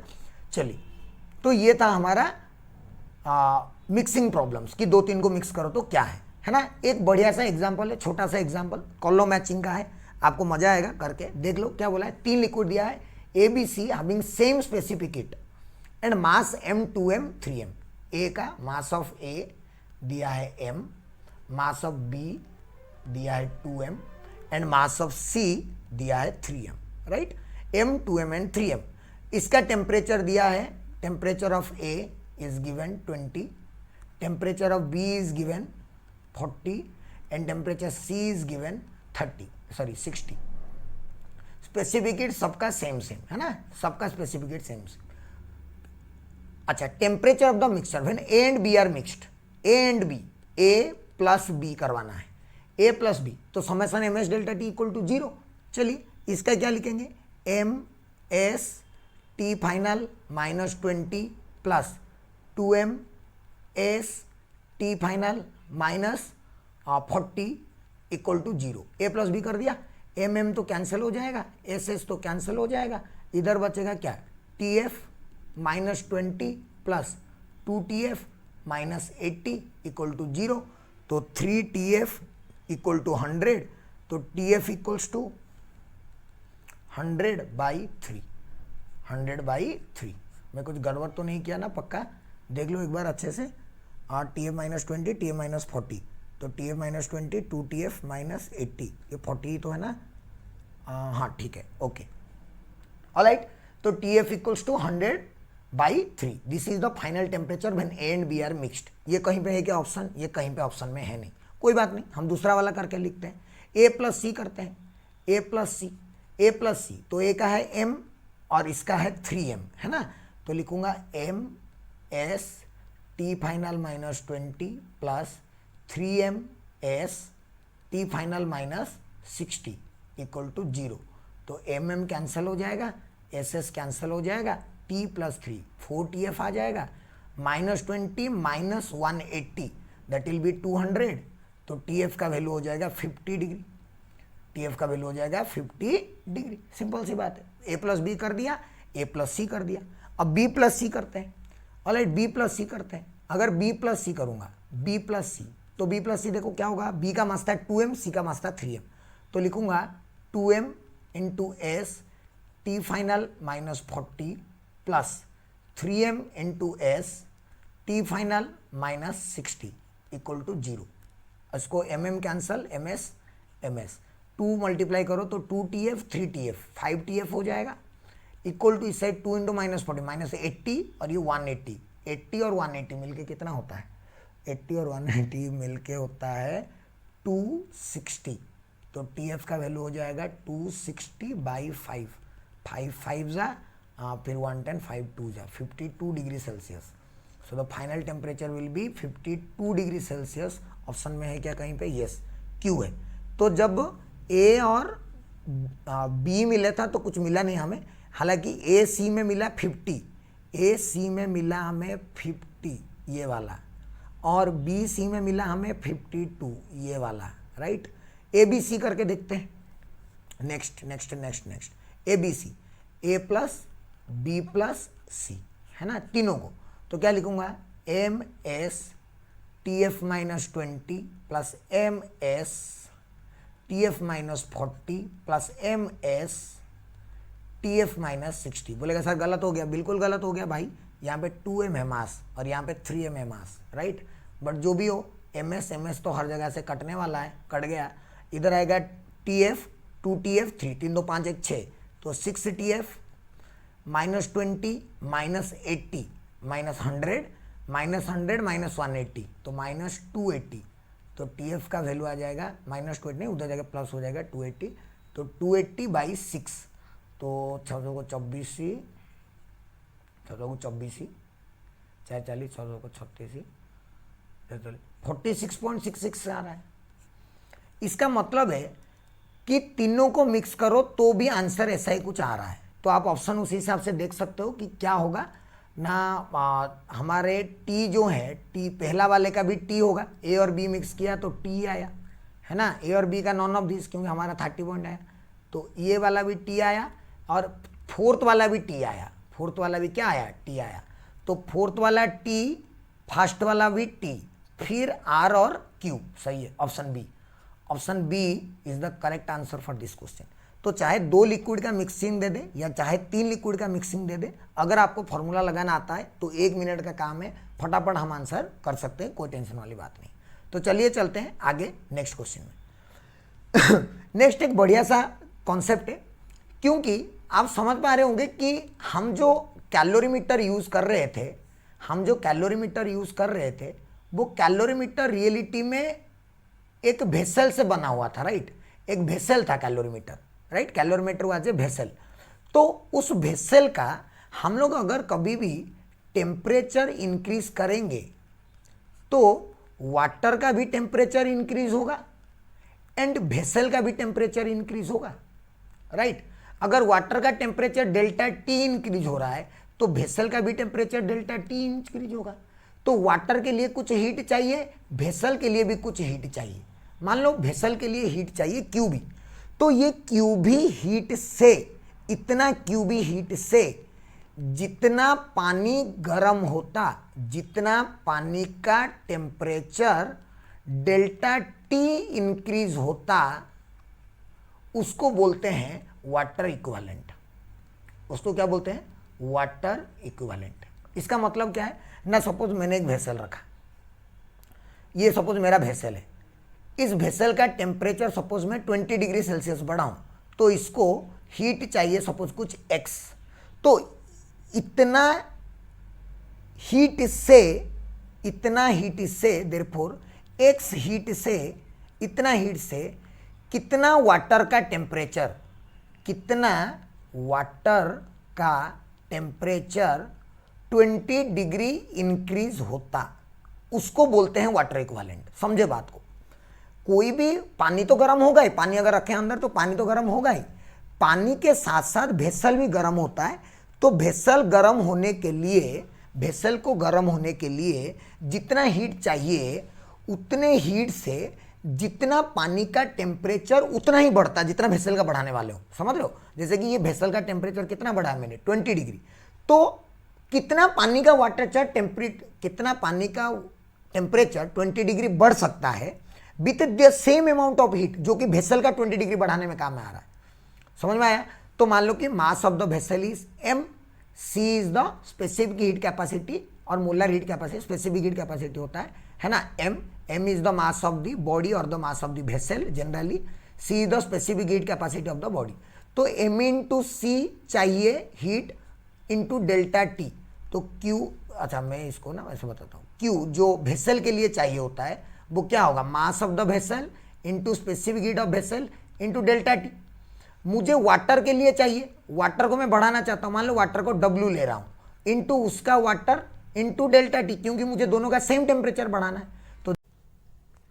तो क्या होगा, अगर ये दोनों इक्वल हो जाता है Q और Q भेसल और ये, तो देयरफॉर मैं क्या लिख सकता हूं, therefore I can write mass of the vessel into specific heat of vessel equals to W into SW। So therefore W equal to mass of the vessel into specific heat of vessel by SW। ठीक है। सो ये आ गया मेरा formula water equivalent का। तो water equivalent का मतलब मैं भेसल का टेम्परेचर बढ़ाने के लिए जितना हीट चाहिए उतना हीट में कितना मास का टेम्परेचर उतना ही बढ़ेगा। तो आप बताइए इसका जो यूनिट होगा, वाटर इक्विवेलेंट का जो यूनिट होगा वो या तो ग्राम या तो केजी होना चाहिए। मतलब कितना मास, कितना ग्राम वाटर का टेम्परेचर में सेम बढ़ा सकता हूं with the same amount of heat. ये होता है हमारा वाटर इक्विवेलेंट का कॉन्सेप्ट। इसको हम लोग कैसे कैसे प्रॉब्लम्स में यूज करेंगे वो मैं आपको डेफिनेटली एग्जांपल्स करके बता दूंगा, उसमें कोई टेंशन वाली बात नहीं है। क्लियर है बच्चों। सो ये हो गया हमारा वाटर इक्विवेलेंट का कॉन्सेप्ट एंड वाटर इक्विवेलेंट का मतलब क्या होता है उसका समझ में आ गया आपको। चलो अब मान लो कभी कभी हमारे क्वेश्चंस कैसे आते हैं मैं बताता हूं। कभी कभी हमारा ऐसे भी क्वेश्चंस आता है कि सपोज कोई एक ऑब्जेक्ट ए है, एक ऑब्जेक्ट है जिसका मास गिवन है हमको सपोज 2 kg और टेम्परेचर गिवन है सपोज 20 डिग्री सेल्सियस। कोई एक ऑब्जेक्ट बी है जिसका मास हमको गिवन है सपोज 4 kg और उसका टेम्परेचर गिवन है 30 डिग्री सेल्सियस। और एक मास है सी जिसका हमको दिया हुआ है सपोज 6 kg और जिसका टेम्परेचर दिया है 40 डिग्री सेल्सियस। अब क्वेश्चन में क्या बोल रहा है, ध्यान से सुनो ना। जब ए और बी को टच करा गया, when A and B are touched, जब ए और बी को टच कराया गया तो इनका जो फाइनल टेम्परेचर हुआ वो फाइनल टेम्परेचर हुआ 26 डिग्री सेल्सियस। ऑलराइट, ठीक है। तो फाइनल टेम्परेचर होता है 26 डिग्री जब ए और बी को टच कराते हैं। जब बी और सी को टच कराते हैं, when B and C are touched, B और सी को जब टच कराते हैं तो जो फाइनल टेम्परेचर होता है वो होता है 34 डिग्री सेल्सियस। ठीक है, तो बोला कि find final temperature when A and C are touched, A and C are touched. देखिए ये इनडायरेक्ट क्वेश्चन है एक्चुअली, मैं आपको अगर बताऊं तो this is actually an indirect question. मतलब जनरली कभी भी अगर दो को टच कराओ तो फाइनल टेम्परेचर क्या होगा, दो को मिक्स कराओ तो फाइनल टेम्परेचर क्या होगा, डिटरमाइन करने के लिए हम लोगों को जनरली स्पेसिफिक हीट पता होना चाहिए, राइट। हम लोगों को स्पेसिफिक हीट पता होना चाहिए, लेकिन यहाँ पे किसी का भी स्पेसिफिक हीट गिवन है ही नहीं। क्यों नहीं गिवन है? क्योंकि ये जो दो कंडीशन गिवन है, ये दो कंडीशन से हम लोगों को उनका स्पेसिफिक हीट का रिलेशन निकालना पड़ेगा। तो चलिए सॉल्व करते हैं क्वेश्चन को। सिंपली ए और बी को टच कराते हैं, तो पहले ए प्लस बी का मैं लिखता हूं, ए और बी को टच कराने वाला इक्वेशन क्या होगा, equation MS delta T summation MS delta T equal to 0, यही इक्वेशन लिखना है, summation MS delta T equal to 0। A और बी को टच करवाना है, तो 2 kg mass into specific heat of S A into T final है 26 minus initial है 20, दैट इज प्लस मेरा 2 नहीं, बी का मास कितना गिवन है, बी का मास गिवन है 4, तो मुझे यहाँ पे लिखना पड़ेगा 4, right. 4 into specific heat of B into final temperature 26 minus initial temperature 30 equal to 0। इसको सॉल्व करते हैं तो ये आ जाएगा 26 minus 26 into 2, 12 into S A equals to, इस साइड आ जाएगा 4 इंटू 4 16 इंटू एस बी। 4 में कैंसिल कर दीजिए तो 3 और 4, इसका मतलब 3 S A equal to 4 S B. ये ए और बी को टच कराने वाली बात आई। सिमिलरली बी और सी को टच कराते हैं, बी और सी को टच कराएंगे तो फाइनल टेम्परेचर 34 होता है, तो उनका इक्वेशन क्या लिखेंगे, बी और C means 4 into specific heat of B into final temperature 34 minus 30 will be equals to, minus होगा इस साइड जाके प्लस करवा सकता हूं मैं, डायरेक्टली लिख रहा हूं, तो इस साइड हो जाएगा 6 इंटू एस सी इंटू, ये माइनस होता है इस साइड प्लस करवा दूंगा, मीन्स 40 माइनस 34, तो इस साइड आ जाएगा 36 एस सी और इस साइड आ जाएगा 4 into 4 16 S B. So this implies 4 S B equals to how much, 16 sorry मैं यहाँ पे अगर कैंसिल कर दूँ 2 में 4 में कैंसिल करा तो 4 S B equals to 9 S C. यहाँ पे 4 S B equals to 3 S A, this is 1 and this is 2। So therefore from 1 and 2 हमें क्या मिलेगा ना, 3 S A equals to 9 S C, तो 3 से 3 कैंसिल हो गया, 3 आ गया, तो S A equals to 3 S C. ये रिलेशन मिला हमें स्पेसिफिक हीट ऑफ ए और स्पेसिफिक हीट ऑफ सी के बीच में। अब अगर मैं ए प्लस सी करता हूं, तो ए प्लस सी में मैं ये इक्वेशन डालूंगा, तो क्या डाल दूंगा equation, mass of A that is 2 into S of A, okay, into final temperature हमें पता नहीं, तो टी एफ माइनस ए का टेम्परेचर इनिशियल है 20, that will be equals to 2, इस साइड सी का मास लिखेंगे, सी का मास है 6 इंटू एस सी के बदले मैं डायरेक्टली क्या लिख सकता हूँ, एस सी के बदले मैं डायरेक्टली लिख सकता हूँ एस ए बाई 3 इंटू, इधर आ गया तो प्लस कर दूंगा, दैट इज हमें नहीं पता, एंड सी टेम्परेचर इज 40, तो 40 माइनस टी एफ। अब इसको सॉल्व करेंगे, एस ए कैंसिल हो गया, ये 2 ये 6 ये 3 कैंसिल हो गया, T F minus 20 40 minus T F, इसको इस साइड, तो 2 टी एफ का वैल्यू हो जाएगा मेरा 40 plus 20 60, this implies T F equals to 30। So the answer for this question is 30 degree Celsius. तो अगर मैं ए और सी को टच कराऊं तो उनका जो फाइनल टेम्परेचर होगा वो होगा 30 डिग्री सेल्सियस, और यही मेरा इस क्वेश्चन का आंसर है। क्लियर है बच्चों? तो मेरा कहने का मतलब है कि हम कैसे कोई भी चीज का टेम्परेचर कितना चेंज होने के कारण कितना हीट का ट्रांसफर हुआ होगा उसका कैलकुलेशन अच्छे से कर सकते हैं। ये वो क्वेश्चन है जिसमें ए बी सी गिवन नहीं होते, फिर भी हम लोगों को उनका रिलेशन निकाल के पुट करना पड़ता है। सो this is A typical question, आप इसको याद रखना पड़ेगा किससे सॉल्व करते हैं। क्लियर है? तो इस तरह से नॉर्मल चीज सीख लिया हम लोग, वाटर इक्विवेलेंट क्या है पता हो गया। अब हम लोग एक सॉल्व करते हैं जो कि थोड़े स्पेशल टाइप के क्वेश्चन है ना, जो कि थोड़े स्पेशल टाइप के क्वेश्चन है, कैलोरीमेट्री से रिलेटेड है बट स्पेशल टाइप के क्वेश्चन है। ये आइस मेल्ट वाला हो गया, सपोज यस दिस वन। और इससे पहले मैं आपको और एक क्वेश्चन करवा देता हूं पहले, है ना, उसके बाद हम ये क्वेश्चन करेंगे। फॉर एग्जांपल सपोज मैं बोला कि calculate amount of heat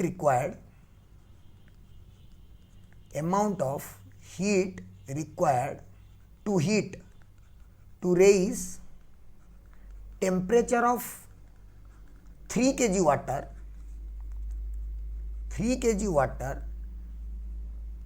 in a calorimeter of water equivalent। मतलब वाटर इक्विवेलेंट हम पढ़े ना अभी, तो वाटर इक्विवेलेंट के ऊपर एक question of water equivalent suppose 200 gram to raise the temperature by 20 degree Celsius. इसका मतलब क्या है? इसका मतलब है हम लोगों को क्या करना है ना, हम लोगों को 3 kg वाटर लेना है, 3 kg वाटर, उसके साथ साथ एक वेसल, कौन सा वेसल? कैलोरीमीटर वाला, राइट, कैलोरीमीटर वाला वेसल। इन सबका टेम्परेचर हमें इंक्रीज करना है कितना से? टेम्परेचर इंक्रीज करना है 20 डिग्री सेल्सियस। बात है कि ये 3 kg वाटर के लिए तो मैं हीट कैलकुलेशन कर सकता हूं, कैसे ना, M S delta T, M का वैल्यू 3000 डाल दो, इंटू एस का वैल्यू 1 डाल दो, डेल्टा टी का वैल्यू 20 डाल दो, तो 3 × 2 6 60 हो जाएगा, 60 किलो कैलोरी। ये कोई टेंशन बात था ही नहीं, मैं वाटर का स्पेसिफिक मुझे पता था तो मैं कैलकुलेट फटाक से कर लिया। लेकिन वेसल का भी तो मुझे 20 डिग्री सेल्सियस बढ़ाना है, क्योंकि सिर्फ मैं थोड़ी ऐसा है कि मैं हीट दे रहा हूं तो खाली पानी गर्म हो जाएगा, वेसल गर्म ही नहीं होगा, वेसल भी उतना ही टेम्परेचर तक गर्म होगा जितना तक पानी गर्म हुआ है। तो वेसल को करने के लिए हम लोग ये वाला टर्म यूज करेंगे और ये वाला जो गिवन डाटा है उसको यूज करेंगे। वाटर इक्विवेलेंट 20 ग्राम है। इसका मतलब इस वेसल के लिए जितना हीट चाहिए, इस वेसल के लिए जितना हीट चाहिए, मेरे 200 ग्राम के लिए भी उतना ही हीट चाहिए। तो मैं वेसल का हीट कैलकुलेशन ना करके डायरेक्टली किसका कैलकुलेशन कर दूं? 200 ग्राम का। तो that will be 200 × 1 × 20, that is equals to 2 × 2 4, that is 4000 calorie. So it is going to be, therefore total heat जो चाहिए, टोटल हीट वो पानी के लिए चाहिए 60,000 और इसके लिए चाहिए हम लोगों को 4000। So it is going to be 64,000, है ना, it will be 64,000 calorie, 64,000 calorie और 64 किलो कैलोरी, ऐसे मैं लिख सकता हूं। This is the total amount of heat required, right. तो वाटर इक्विवेलेंट का मतलब है कि उस कैलोरीमीटर को आप भूल जाओ, उस वेसल को आप भूल जाओ, उसके बदले जितना वाटर इक्विवेलेंट दिया है उतना वाटर के लिए कितना हीट कैलकुलेट करना है वो कर दो, और बाकी नॉर्मली जिसका कैलकुलेट करना है, या वाटर दिया हो, अल्कोहल दिया हो, कोई दूसरा दिया हो, तो हम लोग कैलकुलेशन कर सकते हैं। वेरी वेरी सिंपल एंड बहुत आसान सा क्वेश्चन है। क्लियर है बच्चों? चलते हैं हम लोग अच्छे क्वेश्चन। यहां पे क्या दिया है? 4 cubes of ice eight -10 degree each of taken in the form of A refrigerator. अच्छा, ये सब हम लोग स्टेट चेंज के बाद करेंगे, है ना, ये सारे क्वेश्चन हम लोग करेंगे स्टेट चेंज के बाद, ठीक है। चलो थोड़ा सा स्टेट चेंज की बात करते हैं, है ना, स्टेट चेंज। चलिए स्टेट चेंज समझते हैं कि स्टेट चेंज क्या होता है। ध्यान से सुने, स्टेट चेंज ये आप सबको पता होगा कि कितने स्टेट होते हैं हमारे? 3 स्टेट्स ऑफ मैटर, 3 स्टेट्स होते हैं। क्या क्या? सॉलिड, है ना, सॉलिड, लिक्विड और गैस, 3 स्टेट होते हैं हमारे। और इनको हम लोग इंटर कन्वर्ट कर सकते हैं। सॉलिड से लिक्विड भी कर सकते हैं, लिक्विड से गैस भी कर सकते हैं, और गैस से सॉलिड भी कर सकते हैं, राइट। या फिर इनका उल्टा वाला भी कर सकते हैं, इनका उल्टा वाला भी कर सकते हैं। क्या? सॉलिड से गैस भी कर सकते हैं, गैस से लिक्विड भी कर सकते हैं, और लिक्विड से सॉलिड भी कर सकते हैं। जब सॉलिड से हम लोग लिक्विड करते हैं तो उस प्रोसेस को बोलते हैं फ्यूजन। क्या बोलते हैं? फ्यूजन या फिर मेल्टिंग। फ्यूजन या फिर मेल्टिंग, सॉलिड से लिक्विड। लिक्विड से गैस गया तो उसको बोलते हैं वेपोराइजेशन। क्या बोलते हैं उसको? वेपोराइजेशन। वेपोराइजेशन, कुछ कुछ इधर उधर हो गया स्पेलिंग, समझ जाना। गैस से सॉलिड जब बनाते हैं, गैस से सॉलिड, गैस से सॉलिड को बोलते हैं सब्लिमेशन या सॉलिडिफिकेशन भी बोलते हैं, बट सब्लिमेशन ही लिखते हैं। और सॉलिड से गैस को भी क्या लिखते हैं? Sublimation, right. लिक्विड से गैस को लिखते हैं सॉलिडिफिकेशन, सॉलिडिफिकेशन या फिर फ्रीजिंग, या फिर फ्रीजिंग लिखते हैं। और गैस से लिक्विड करते हैं तो उसको बोलते हैं कंडेंसेशन। ये सब आपको पता ही होगा, ये सब क्लास 9 में हम लोग पढ़ते हैं। सॉलिड से लिक्विड, लिक्विड से गैस, गैस से सॉलिड, किसको किस में कन्वर्ट कर सकते हैं, कैसे कर सकते हैं, उन सब के बारे में छोटा सा आइडिया है ना। अब बात समझते हैं हम लोग इसका इंटरनल मैटर। इंटरनल मैटर क्या है ना? जैसे ही मैं एक सॉलिड को हीट सप्लाई किया, सॉलिड को मैंने हीट किया, हीट सप्लाई किया सॉलिड को, सो सबसे पहले क्या होगा? सबसे पहले उसका टेम्परेचर राइज होगा, उसका टेम्परेचर राइज होगा, राइट। कौन सा फॉर्मूला लगाएंगे टेम्परेचर जब राइज हो रहा होगा? तो Q equals to MS delta T। ये फॉर्मूला लगा के कितना टेम्परेचर राइज होने के लिए कितना हीट चाहिए वो कैलकुलेट करेंगे, इतना टेम्परेचर। दूसरा है कि अगर उसका टेम्परेचर राइज होगा कब तक ना? Till its melting point, till its melting point. Melting point के तब, इसका मेल्टिंग पॉइंट तक हमारा क्या होगा? टेम्परेचर राइज होगा। At melting point, at melting point temperature क्या हो जाएगा? कांस्टेंट। मतलब टेम्परेचर कांस्टेंट, लेकिन हीट तो सप्लाई हो रहा है, लेकिन हीट तो सप्लाई हो रहा है, समझ रहे हो? मतलब मैंने एक सॉलिड लिया, उसको पहले हीट दिया तो देखा कि ठीक है मैं हीट दे रहा हूं, उसका टेम्परेचर बढ़ रहा है, मीनिंगफुल। जैसे ही मेल्टिंग पॉइंट आ गया, मैंने वाटर लिया था तो 0 डिग्री में, या हर कोई चीज़ का जो मेल्टिंग पॉइंट आ गया तो उस टाइम मैंने देखा कि साला मैं हीट तो दे रहा हूँ, वो टेम्परेचर तो बढ़ ही नहीं रहा है, टेम्परेचर चेंज ही नहीं रहा है। क्यों? बिकॉज कि जो भी मैं हीट सप्लाई किया, जो भी मैं हीट सप्लाई किया, that heat supply is used for state change, that heat is supplied is used for state change. मतलब हम कांस्टेंट मेल्टिंग टेम्परेचर में जो भी हीट दिए वो सॉलिड से लिक्विड में कन्वर्ट होने में उसको मदद किया। सिंपल सी बात है। अगर मैं 1 ग्राम सॉलिड को, 1 ग्राम सॉलिड को मैं लिक्विड में कन्वर्ट करूं, लिक्विड में कन्वर्ट करूं, 1 ग्राम सॉलिड को लिक्विड में कन्वर्ट करूं at its melting point, at its melting point, उसके मेल्टिंग पॉइंट पे, तो जितना हीट चाहिए होगा मुझे, हीट रिक्वायर्ड, जो भी हीट सप्लाई करूंगा, देखो वो उसको टेम्परेचर बढ़ाया ही नहीं, टेम्परेचर चेंज ही नहीं किया, तो ऐसे लगा कि मैं जो भी हीट दिया वो जाके उसके अंदर छुप गया, उस ऑब्जेक्ट है वो सॉलिड के अंदर जाके छुप गया। एक्चुअली में वो क्या कर रहा है ना, वो अंदर जाके टेम्परेचर नहीं बढ़ा के वो सॉलिड को कन्वर्ट कर रहा है कंटिन्यूअसली लिक्विड में।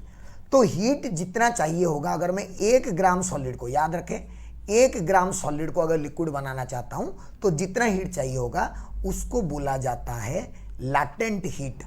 उसको क्या बोला जाता है? Latent heat.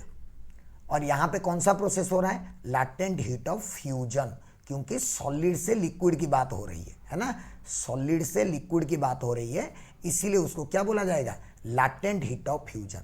मतलब 1 ग्राम सॉलिड को लिक्विड में कन्वर्ट करना चाहता हूं मैं उसके मेल्टिंग पॉइंट पे, क्योंकि उससे पहले मैं हीट दूंगा तो उसको सॉलिड लिक्विड में कन्वर्ट नहीं होगा, कन्वर्ट तभी होगा जब मेल्टिंग पॉइंट आएगा, है ना। उसको बोलते हैं लैटेंट हीट ऑफ फ्यूजन, या फिर L सबस्क्रिप्ट F से लिखते हैं हम लोग, L सबस्क्रिप्ट F।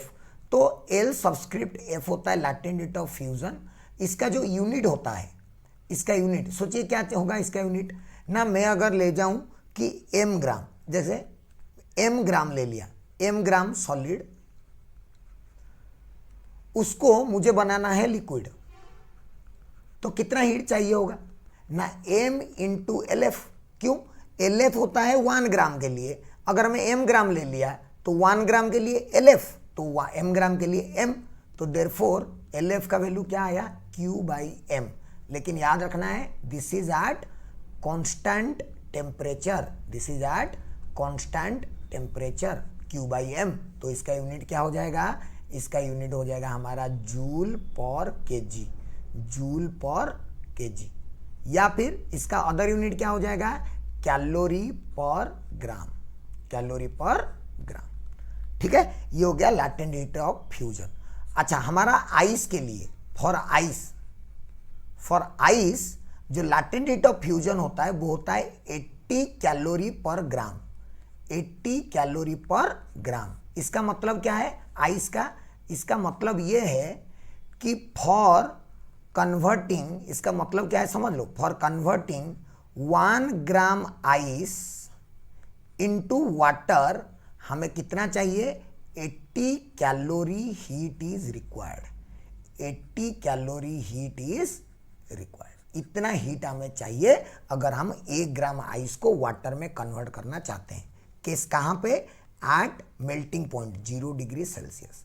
तो 0 डिग्री सेल्सियस में अगर हम 1 ग्राम आइस को वाटर में कन्वर्ट करना चाहते हैं तो उसके लिए हमें जो हीट सप्लाई करना पड़ेगा, कितना करना पड़ेगा, 80 कैलोरी, क्योंकि इसका लैटेंट हीट ऑफ फ्यूजन है 80 कैलोरी पर ग्राम। क्लियर है बच्चों। उसी तरह हम लोग और एक चीज लिखते हैं जिसको बोलते हैं latent heat of vaporisation, latent heat of vaporisation. क्यों, क्योंकि सिंपल सी बात है कि जैसे सॉलिड के केस में हो रहा है उसी तरह लिक्विड के साथ भी तो होगा कि मैं लिक्विड को अगर हीट सप्लाई किया तो पहले लिक्विड का टेम्परेचर इंक्रीज होगा, इंक्रीज होगा, इंक्रीज होगा, कहां तक, उसके बॉइलिंग पॉइंट तक। फिर उसके बॉइलिंग पॉइंट पे जाके उसका टेम्परेचर क्या हो जाएगा, कांस्टेंट। मतलब मैं जो भी हीट सप्लाई करूंगा that will be used for converting liquid into gas, है ना। तो 1 ग्राम लिक्विड को अगर मुझे गैस में कन्वर्ट करना है तो उसके लिए कहां पे, at constant boiling point, at constant boiling point, जो उसके बॉइलिंग पॉइंट है, उसके बॉइलिंग पॉइंट पे अगर 1 ग्राम लिक्विड को मैं वेपर में या गैस में कन्वर्ट करना चाहूं तो जितना हीट रिक्वायर्ड होगा उसी को बोला जाता है लैटेंट हीट ऑफ वेपोराइजेशन। इसका भी यूनिट क्या होगा, सेम 1 ग्राम के लिए कर रहे हैं, इसका भी यूनिट होगा जूल पर केजी और कैलोरी पर ग्राम, इसका यूनिट ये होगा। हमारे लिए जो नॉर्मल वाले हैं, जैसे कि अगर मैं बात करूं वाटर टू स्टीम कंडीशन की, वाटर टू स्टीम, तो जो लैटेंट हीट ऑफ वेपोराइजेशन होता है उसका वैल्यू होता है 540 कैलोरी पर ग्राम। इसका मतलब क्या है, 540 कैलोरी पर ग्राम, इसका मतलब क्या है, इसका मतलब यह है कि 1 ग्राम वाटर को अगर मैं वेपर में कन्वर्ट करता हूं, कहां पे, एट 100 डिग्री सेल्सियस, जो कि उसका बॉइलिंग पॉइंट है, तो मुझे 540 कैलोरी हीट इज नीडेड। इसका मीनिंग वही है, क्या मेरी बात समझ में आया बच्चों। मेरा कहने का मतलब है कि जब भी हम दो अलग अलग कैलकुलेशन है, टेम्परेचर इंक्रीज करवाना हो तो हीट का कैलकुलेशन है MS डेल्टा टी, अगर स्टेट चेंज हो रहा हो तो कैलकुलेशन है M इंटू एल। तो देयरफॉर Q इक्वल्स टू क्या हो जाएगा, M इंटू एल भी। ये क्या है ना, heat required, this is the heat required to convert m gram liquid into gas, m gram liquid into gas. m gram liquid को अगर करना हो तो m इंटू एल भी से मल्टीप्लाई कर दो, ठीक है, सिंपल सी बात है। जैसे कि मैं आपको कुछ एग्जांपल बताता हूं, आपको बहुत क्लैरिटी से समझ में आएगा, बढ़िया सा एक एग्जांपल, ठीक है। सपोज मुझे बोला कि calculate heat required to convert 1 kg ice है at -10 degree Celsius to water at 20 degree Celsius. मतलब मुझे क्या करना है, मुझे लेना है पहले आइस, मुझे आइस लेना है, कितने में आइस लेना है मुझे, -10 डिग्री सेल्सियस में। उसको मुझे कन्वर्ट करना है किस में, वाटर है 20 डिग्री। लेकिन मुझे पता है कि कोई भी सॉलिड आइस जैसे -10 में है, तो उसको अगर मैं पहले हीट सप्लाई करूंगा तो वो पहले उसका क्या होगा, टेम्परेचर राइज होगा। कब तक, उसका बॉइलिंग मेल्टिंग पॉइंट तक।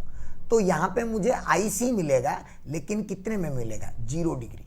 यहाँ पे टेम्परेचर राइज हो रहा है, राइट।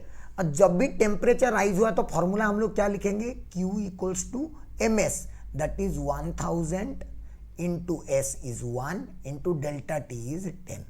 तो कितना आ गया, 10,000। तो इसका वैल्यू आ गया 10 किलो कैलोरी। इतना हीट चाहिए पहले आइस को -10 से आइस को 0 में लेके आने के लिए, बिकॉज ये अलग सा कैलकुलेशन है ना, टेम्परेचर राइज वाला। फिर अभी आइस मेल्टिंग पॉइंट में आ गया, आइट कहाँ पे आ गया, अभी मेल्टिंग पॉइंट में। तो यहाँ पे क्या होगा, आइस कन्वर्ट होगा किस में, वाटर में। किस में कन्वर्ट होगा, वाटर में। तो यहाँ पे क्या हो रहा होगा, स्टेट चेंज। यहाँ पे क्या हो रहा होगा, स्टेट चेंज। तो वाटर लेकिन कितने में है, वाटर भी 0 डिग्री में, क्योंकि सिर्फ स्टेट चेंज करना है, सिर्फ स्टेट चेंज करना है। जब भी स्टेट चेंज करना है तो क्यू का फॉर्मूला हम लोग क्या डालेंगे, m इंटू एल।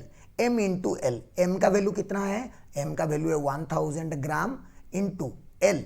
LF कौन सा वाला डालेंगे, यहाँ पे LF डालेंगे, जिसका वैल्यू है 80 कैलोरी पर ग्राम।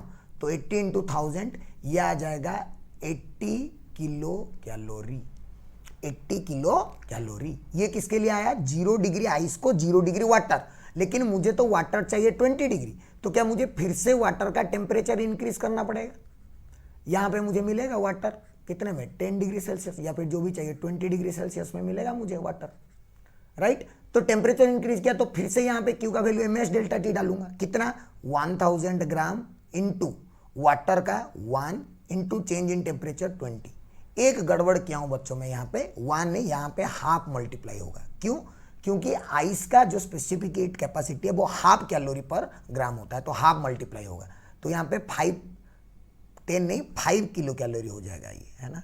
ये कितना हो जाएगा, 5 किलो कैलोरी। मैं लिख देता हूँ, ये हो जाएगा मेरा 5 किलो कैलोरी।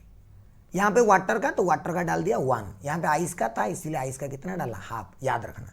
तो टोटल मेरा हीट कितना चाहिए, देयरफॉर टोटल जो हीट सप्लाई करना पड़ेगा वो कितना, 580, 80 + 5 85, और यहाँ से आएगा मेरा 20 किलो कैलोरी, 20 किलो कैलोरी। तो 20 80 100 105, तो 105 kilo calorie. This much heat is required. अगर आपको जूल में चाहिए तो भी आप कन्वर्ट कर सकते हो, कैलोरी में चाहिए, जूस में चाहिए। तो मेरा कहने का मतलब है कि इस चीज को आप अलग अलग नहीं, आप इस चीज को एक ही साथ मतलब स्टडी करिए कि हीट सप्लाई करने पर क्या क्या होता है। अगर सॉलिड मेल्टिंग पॉइंट में नहीं है तो सॉलिड का टेम्परेचर इंक्रीज होगा, अगर सॉलिड मेल्टिंग पॉइंट में है तो सॉलिड लिक्विड में कन्वर्ट होगा, अगर लिक्विड बॉइलिंग पॉइंट में नहीं है तो लिक्विड का टेम्परेचर इंक्रीज होगा ms डेल्टा टी, और अगर लिक्विड बॉइलिंग पॉइंट में है तो वो गैस में कन्वर्ट होगा m इंटू LV फॉर्मूला डाल के। ये समझिए इस चीज का, और ये एग्जांपल से आपका ये वाला कॉन्सेप्ट बहुत अच्छे से क्लियर हो गया होगा। क्लियर है बच्चों। तो ये बहुत सिंपल सी बात था कि हम लोग कैसे कैसे करते हैं। अच्छा, ये एग्जांपल आपको बहुत अच्छे समझ में आ गया। इस तरह से आइस से हो सकता है स्टीम में कन्वर्ट करने के लिए बोले, किसी को किसी में भी कन्वर्ट करने के लिए बोल सकता है, उसमें कोई टेंशन वाली बात नहीं है, वो जैसे भी पूछे हम कर सकते हैं, कोई प्रॉब्लम नहीं। अच्छा, चलते हैं आगे। आगे अगर हम लोग देखें तो यहां पे एक बढ़िया सा क्वेश्चन मैंने दिया था, yes this one is a very good example, very good example, जो कि थोड़ा हट के मैकेनिक्स है। क्या है, a ice block at 0 degree Celsius is drop from a height h, मतलब ये ग्राउंड है, कुछ हाइट है h, यहां से हाइट h है h, यहां से एक आइस को ड्रॉप किया गया, आइस है 0 डिग्री सेल्सियस में, आइस है 0 डिग्री सेल्सियस में, ओके, ड्रॉप किया गया, so that it melts completely by the time it reaches the bottom. यहां पे आया तो क्या हो गया है, वो मेल्ट हो गया कंप्लीटली, मतलब वाटर है यहां पे, लेकिन वाटर किस में है, 0 डिग्री सेल्सियस में, right. Assuming the loss of gravitational potential energy is used as heat by ice, मतलब ये जैसे ही नीचे तक आया, the change in gravitational potential energy, change in potential energy is equals to heat required, क्योंकि ये completely melt हो गया, तो heat required for for melting कितना मास हमें बताना है, मास बताना है क्या जो भी है, for melting the ice, for melting the ice, ice को मेल्ट करने के लिए let mass of the ice is m, जरूरत नहीं पड़ेगा बट m इंटू LF इतना चाहिए अगर मैं इसको कन्वर्ट करना चाहता हूं। लेकिन पोटेंशियल एनर्जी जो चेंज हुआ वो कितना चेंज हुआ, mgh इतना चेंज हुआ, तो mm तो कैंसिल हो गया, तो h का वैल्यू क्या आ गया, h का वैल्यू आ गया LF/g। अच्छा अब अच्छी बात है कि डायरेक्टली h का वैल्यू कोई 80 डाल दिया, LF का वैल्यू सर 80 है नहीं, वो 80 कैलोरी पर ग्राम था, है ना। LF का वैल्यू कैलकुलेट करते हैं, ये SI यूनिट में हमें चाहिए ना, तो LF का वैल्यू को हमें किस में पुट करना पड़ेगा, SI में। तो LF का वैल्यू क्या होता है, देखो लिखा है 80 कैलोरी पर ग्राम, LF दिया है 80 कैलोरी पर ग्राम, इसको क्या लिखेंगे 80 कैलोरी मतलब 4.2 जूल बाय ग्राम मतलब 10⁻³ ये जूल पर केजी। अब SI में कन्वर्ट हुआ, राइट। तो H का वैल्यू हो जाएगा, L का वैल्यू डालेंगे 80 इंटू 4.2 बाई 10⁻³ G का मतलब और एक 10, इसको मल्टीप्लाई कर दो, इसको मल्टीप्लाई कर दो तो H का वैल्यू क्या आएगा आपको पता चल जाएगा, क्या आएगा देख लो, ये 0 0 तो कैंसिल हो गया, 8 को मल्टीप्लाई करो इंटू 10⁻³ कर देंगे और क्या, 8 इंटू 4.2, 8 2 जा 16, 1 8 4 जा 32, 33.6 into 10⁻³ metre, that means 33.6 kilometre. So the correct answer for this question is going to be option A. बहुत आसान सी बात है कि मेल्ट करने के लिए जितना चाहिए वो पोटेंशियल एनर्जी से कन्वर्ट हो गया। इस तरह के क्वेश्चन भी बहुत पूछे जाते हैं, बुलेट आके स्ट्राइक किया, उसका काइनेटिक एनर्जी कन्वर्ट हो गया इसको मेल्ट करने में, फिर फ्रिक्शन वाले सरफेस पे आइस आया नीचे मेल्ट हो गया, ये वो, इसी तरह के बहुत क्वेश्चन आते हैं। आपको बस क्या समझना है कि अगर आइस को मेल्ट करवाना है 0 डिग्री में, इसका मतलब है कि आइस को हम लोगों को हीट सप्लाई करना पड़ेगा m इंटू एल। अगर आइस का या किसी भी सॉलिड का टेम्परेचर हमें बढ़ाना है बिफोर इट्स मेल्टिंग पॉइंट, तो हमें हीट सप्लाई के लिए फॉर्मूला यूज करना पड़ेगा ms डेल्टा टी। क्लियर है। और एक इस तरह का क्वेश्चन करते हैं, आपको थोड़ा और अच्छा सा कॉन्फिडेंस फील आएगा, है ना, इसीलिए ये बढ़िया क्वेश्चन है, बहुत बढ़िया क्वेश्चन है, जेईई एडवांस लेवल तक का क्वेश्चन है, आपको बहुत अच्छे से समझाने वाला हूं। देखिए क्वेश्चन पहले पढ़ते हैं। 4 आइस क्यूब्स, है ना, 4 ice cubes at -10 degree Celsius each 1 gram, मतलब mass of each cube equals to 1 gram. कितने टोटल ना 4 cubes, temperature of each cube is -10 degree Celsius. खत्म, ये आइस के बारे में कहानी है, right. And are put in 150 gram of water at 20 degree Celsius, मतलब एक वेसल लिया है, इसके अंदर पानी रखा हुआ है, राइट, पानी कितना 150 ग्राम, कितना में टेम्परेचर 20 डिग्री सेल्सियस में, okay. When thermal equilibrium attained as in no heat loss is, the water equivalent of the container is 46, मतलब वाटर इक्विवेलेंट भी गिवन है 46 ग्राम। हमें क्या बताना है, हमें बताना है कि find the temperature when thermal equilibrium में अटैन, मतलब फाइनल टेम्परेचर ढूंढना है, और क्या हम लोगों को क्या ढूंढना है, फाइनल टेम्परेचर, है ना। तो ये एक्चुअली बच्चों मिक्सिंग का क्वेश्चन है, मैं बताता हूं आपको। मिक्सिंग का क्वेश्चन का मतलब है कि अभी जो हम लोग मिक्सिंग कर रहे थे वो कैसा मिक्सिंग कर रहे थे ना, 2 वाटर मिलाए या ऐसे मिलाए, ऐसे वाला मिक्सिंग। इसमें क्या है ना, वाटर को आइस के साथ मिक्स कर देगा, वाटर को स्टीम के साथ मिक्स कर देगा, इस तरह के क्वेश्चंस हमें पूछे जाते हैं। तो उस केस में हम लोग कैसे करेंगे, है ना, मिक्सिंग ही प्रॉब्लम है। ये जो चीजें हैं ये भी क्या है, मिक्सिंग प्रॉब्लम्स ही हैं। लेकिन ये मिक्सिंग प्रॉब्लम्स हम लोग कैसे करेंगे ना, water plus ice, water plus ice, इसको पहले सॉल्व करते हैं हम लोग, इसको समझ लेते हैं सो दैट कि आगे की क्वेश्चंस भी हमारे सारे बन जाएंगे, है ना। एग्जांपल के साथ समझेंगे क्या करना है आपको। सपोज बोला कि 1 kg ice eight 20 degree, 20 degree कैसे हो सकता है, आइस 20 डिग्री में थोड़ी रहता है, at -10 degree Celsius suppose is added with 2 kg water at 20 degree Celsius. Suppose इन दोनों को ऐड कर दिया, 1 kg आइस, इसी तरह का क्वेश्चन है वो भी जो हम पढ़े अभी, लेकिन आप इस क्वेश्चन को देखेंगे तो आपको वहां पे करने में आसानी होगा, हम फटाफट से सॉल्व कर सकते 1 kg ice eight -10, 2 kg water at 20। पहले क्या करो ना, दोनों को एक स्टेज में पहुंचाओ। जैसे कि इसको हम कौन से स्टेज में पहुंचा सकते हैं ना, 1 kg आइस एट 0 डिग्री। इस टाइम में हमें जो हीट सप्लाई करना पड़ेगा वो कितना हीट सप्लाई करना पड़ेगा, ms डेल्टा टी। तो 1000 into 1 into delta T is 10। So this is going to be not 1, it will be again half, है ना, आइस है। तो कितना आएगा 5 किलो कैलोरी। ठीक है, इतना हीट मुझे क्या करना पड़ रहा है, सप्लाई। इतना हीट मुझे क्या करना पड़ रहा है, सप्लाई। अगर मैं आइस को ऐसे कन्वर्ट करना चाहता हूं, अब आइस मेरा 0 डिग्री में है, इसको मैं सपोज कन्वर्ट करना चाहता हूं 1 kg वाटर में, कितने में, एट 0 डिग्री सेल्सियस। तो फिर से यहां पे कौन सा रूल लग जाएगा, m इंटू एल। तो यहां पे जो Q का वैल्यू आएगा वो आएगा m इंटू एल, मतलब 1000 into 80, that is 80 kilo calorie. इतना हीट भी मुझे क्या करना पड़ेगा, सप्लाई। अब ये एक स्टेज में आ गया है, हमारा जो स्टेज है वो अभी क्या है, 1 kg वाटर एट 0 डिग्री। ये जिस स्टेज में आया इसको भी उसी स्टेज में पहुंचाओ। कैसे, यहां पे पहुंचेगा 2 kg वाटर एट 0 डिग्री, मतलब मैं टेम्परेचर डिक्रीज कर रहा हूं। तो Q का वैल्यू है ms delta T, that is 2000 into 1 into 20। तो 20 इंटू 2 40 हो जाएगा, 40 किलो कैलोरी। लेकिन ये हीट जो है, ये 40 किलो कैलोरी हीट, ये मुझे सप्लाई करना पड़ रहा है कि निकालना पड़ रहा है, ये मुझे रिमूव करना पड़ रहा है। क्यों, क्योंकि मैं टेम्परेचर डिक्रीज करवा रहा हूं। यहां पे टेम्परेचर क्या करवा रहा हूं, डिक्रीज।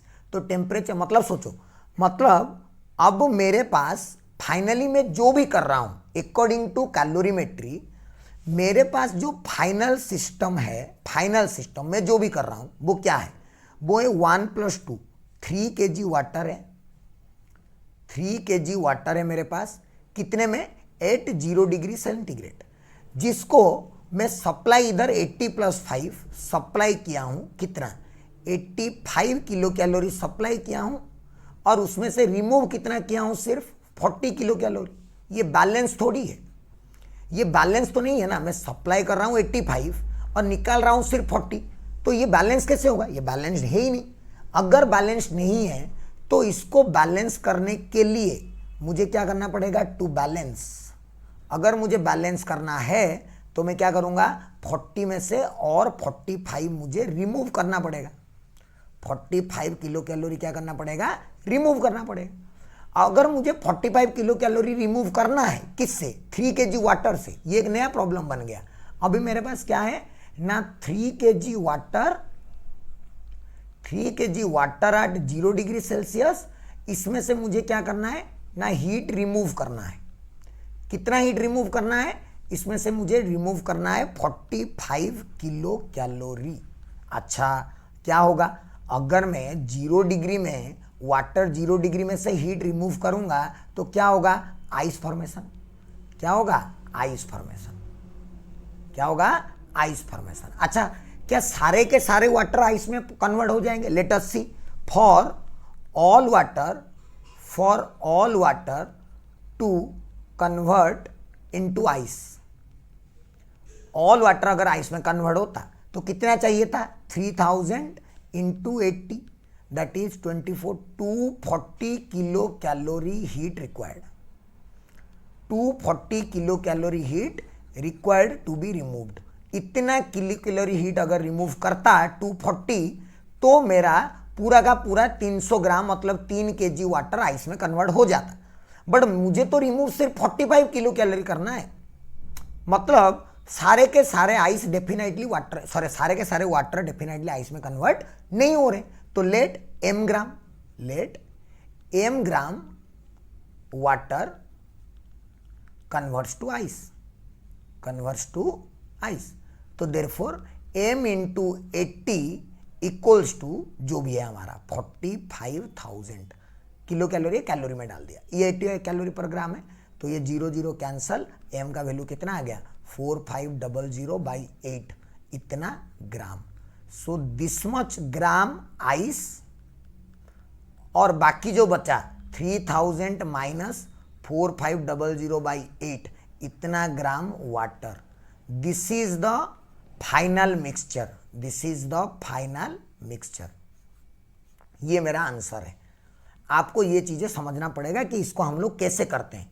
कैसे करते हैं ना, जिसको भी मिक्स कर रहे हैं उनको सेम स्टेज में लाके पहुंचा दीजिए, फिर बैलेंस करिए हीट को, और हीट बैलेंस के लिए आपको सप्लाई करना पड़ रहा है या निकालना पड़ रहा है वो चेक कर लो। अगर काम हो गया तो हो गया। क्लियर है मेरी बात बच्चों? और एक एग्जांपल इस तरह का करके बता दूं, आपको क्लैरिटी आ जाएगा। चलिए और एक एग्जांपल आपके लिए, सिर्फ आपके लिए, है ना। एक एग्जांपल सब लोग खुद से ट्राई करना, अगर हो गया तो अच्छी बात है, नहीं हुआ तो और भी अच्छी बात है। देख लेना फिर सोल्यूशन। पॉज करिए वीडियो को, खुद से ट्राई करना क्वेश्चन में जब लिख देता हूं, है ना। सपोज मैंने 1 kg आइस लिया, 1 kg ice at -10 degree Celsius plus 2 kg water, 2 kg water at 40 degree Celsius plus 1 kg steam, तीनों को मिला देता हूँ, 1 kg steam at 40 degree Celsius, ये मान लो कि 120 डिग्री सेल्सियस। तीन चीज़ों को मैंने मिक्स कर दिया, ठीक है। जब भी तीन चीज़ों को मिक्स कर दिया तो कोई बात नहीं, हम तीनों को एक जगह पहुंचाने की कोशिश करेंगे, इसको भी, इसको भी, इसको भी, तीनों को एक जगह पहुंचाएंगे। पहले इसको क्या करेंगे, देख लो, इसको क्या करेंगे, 1 kg आइस एट -10, तो ये क्या बनेगा, 1 kg आइस एट 0 डिग्री। इसके लिए ms डेल्टा टी लगेगा, है ना, ms डेल्टा टी। चलो ms डेल्टा टी लगाते हैं इसके लिए, 1000 इंटू 1 इंटू 10, यह आ गया 10 किलो कैलोरी। सप्लाई की रिलीज, सप्लाई की रिलीज बोल दो जल्दी से, सप्लाई। इतना सप्लाई करना पड़ेगा क्योंकि मैं सॉलिड का टेम्परेचर बढ़ा रहा हूं। फिर इसको मेल्ट करवा दो, इसको मेल्ट करा दो तो क्या बनेगा, 1 kg water eight 0 degree. Melt कराएंगे तो फॉर्मूला क्या लगेगा, क्यू का m इंटू एल, तो 1000 into 80 that is 80 kilo calorie. इसको यहीं पे रख दो, है ना। आप आगे भी बढ़ सकते हो, कोई प्रॉब्लम नहीं है मुझे, लेकिन इसको भी वहीं पे पहुंचाना है, तो इसको मान लो वहीं पे पहुंचाओ। 10 kg water eight 0 degree Celsius, क्या डायरेक्टली पहुंच गया एक ही स्टेप में। लेकिन यहाँ पे टेम्परेचर क्या हो रहा है, डिक्रीज हो रहा है ना, टेम्परेचर डिक्रीज, मतलब हीट क्या करना पड़ेगा, रिमूव। कितना ना, 2000 इंटू 1 इंटू 40, 40 इंटू 2 80, तो 80 किलो कैलोरी। लेकिन इसको क्या करना पड़ेगा, रिमूव, तो फाइनली ये बनेगा। अब ये भी बन चुका है, अब इसको बनाते हैं स्टीम को। स्टीम को बनाएंगे तो पहले क्या आएगा, पहले आएगा steam eight 100 degree Celsius, right, मतलब टेम्परेचर डिक्रीज। टेम्परेचर डिक्रीज मतलब स्टीम का होता है हाफ, यहाँ पे मैं फिर से गलती किया हूँ, यहाँ पे भी हाफ डालना पड़ेगा, और ये मेरा 5 आना पड़ेगा, है ना। ये 5, मैं इतना बार गलती कर चुका हूँ, 5 किलो कैलोरी। इसका 1 होता है, इसका टेम्परेचर तो हाफ होता है फिर से, तो इसका भी हो जाएगा 1000 इंटू हाफ इंटू 20, यह आ जाएगा मेरा 10 किलो कैलोरी। लेकिन इसको भी क्या करना पड़ेगा, रिमूव, राइट, इतना रिमूव करना पड़ेगा। फिर स्टीम में, इसको मैं किस में कन्वर्ट करूंगा, वाटर में, वाटर एट 100 डिग्री। क्या फिर से मैं कम स्टेट वाले को लेके आ रहा हूं, तो रिलीज होगा कितना, फिर से 1 kg है तो 1000 इंटू LF दैट इज 540, तो ये आ जाएगा डायरेक्टली 540 किलो कैलोरी। इतना क्या करना पड़ेगा हमें, रिमूव। अब ये हो गया।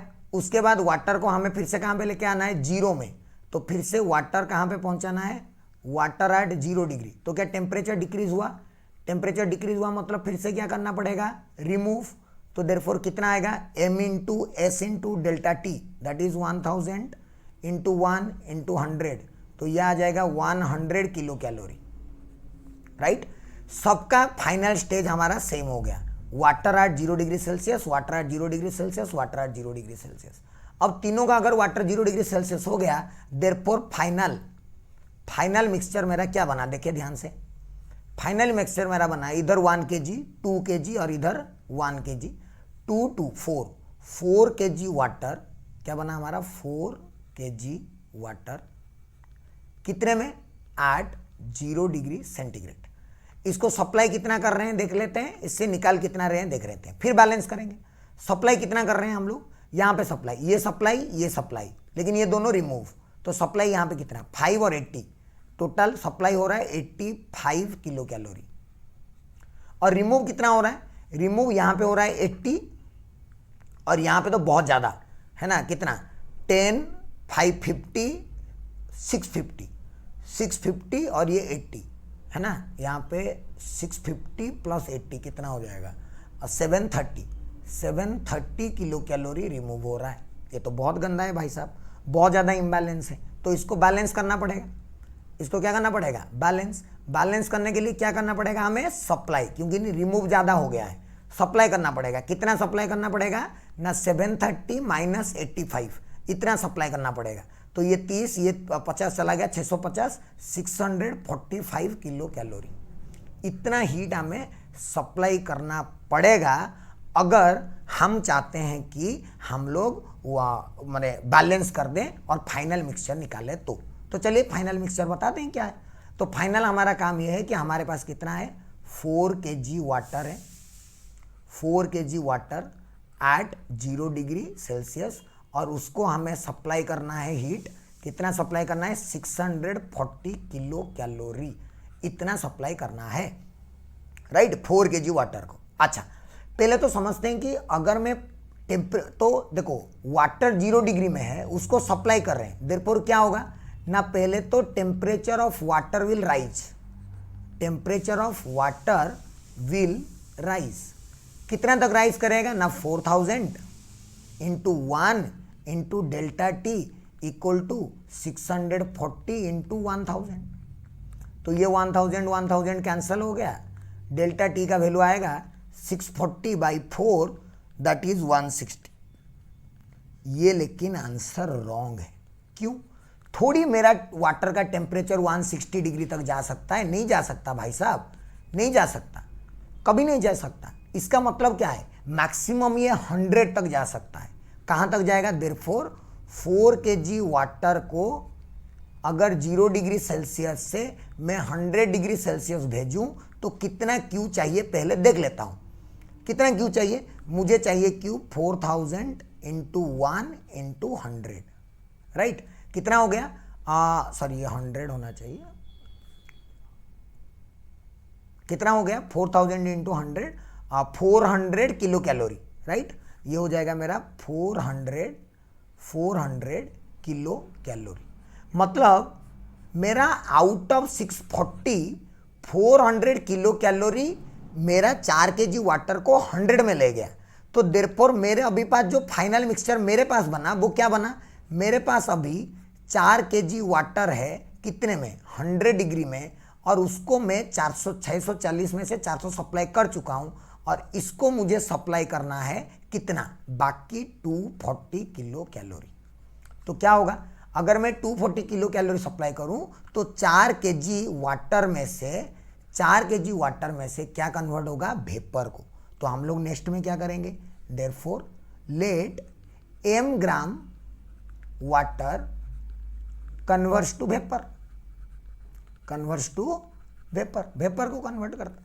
तो देयरफॉर क्या लिखूंगा, m into LV equals to मेरा बाकी जो देना है मुझे 240 किलो कैलोरी, मतलब 240 इंटू 10⁻³ कैलोरी, राइट। तो m का वैल्यू क्या आ जाएगा, 240 इंटू 10⁻³ इसको सॉल्व कर दो तो ऐसे ऐसे कुछ आएगा 12, और ऐसे ऐसे कुछ 27, 3 4 3 9, तो 4/9 49 0.4 इंटू 10⁻³ ग्राम, है ना। 0.4 एक्चुअली में 44 आएगा, 0.444।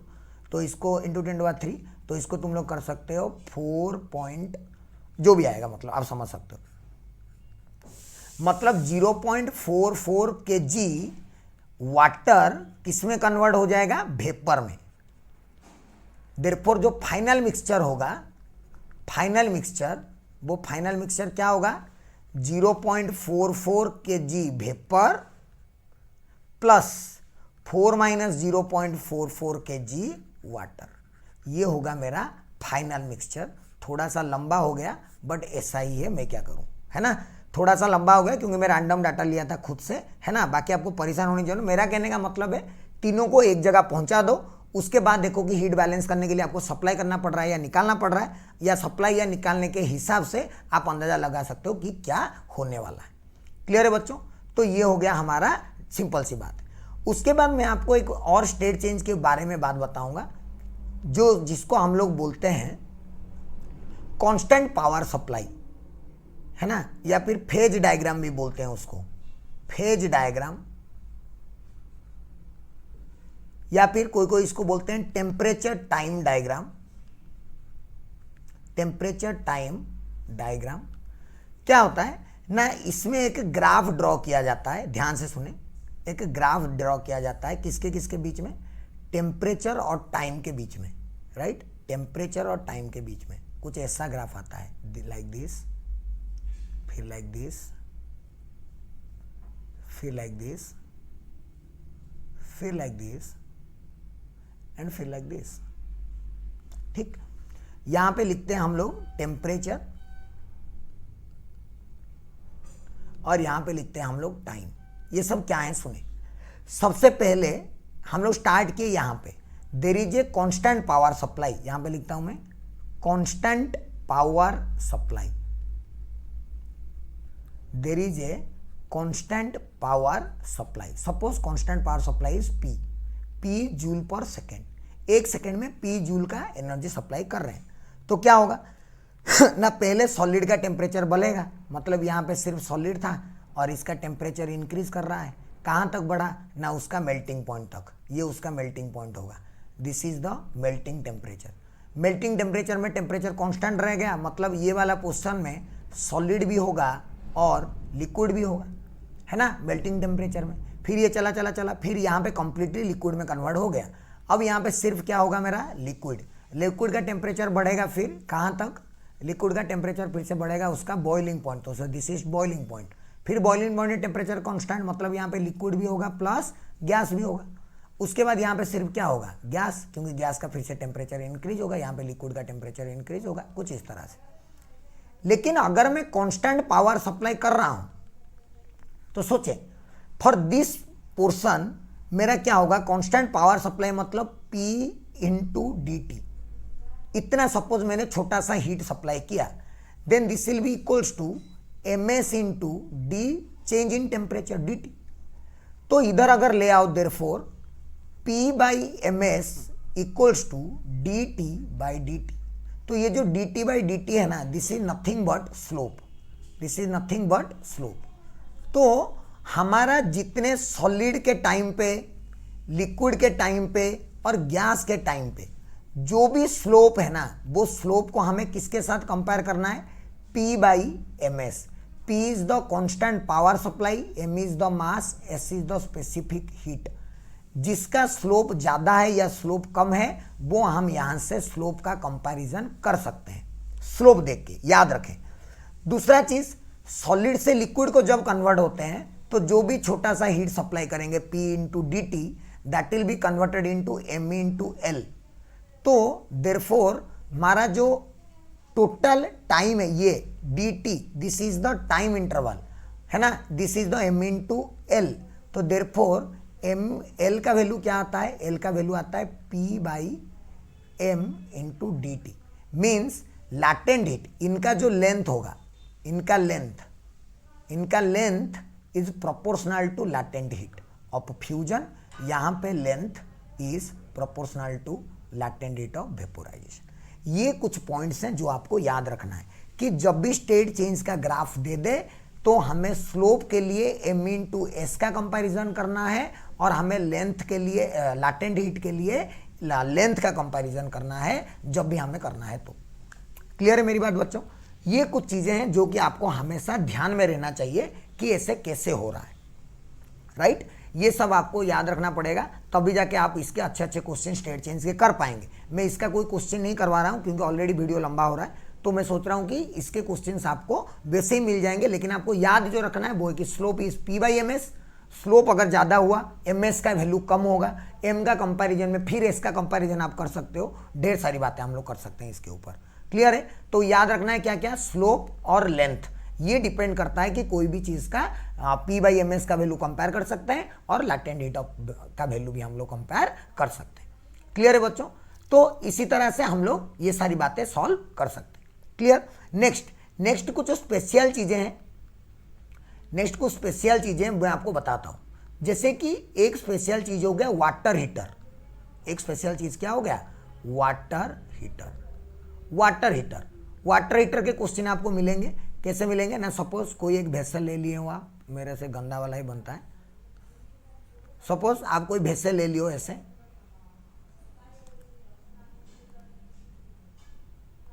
थोड़ा टेढ़ा मेढ़ा होने से चलेगा, वेसल ले लियो और वेसल के अंदर पानी रखा हुआ है, ब्लू है पानी पानी, ठीक है।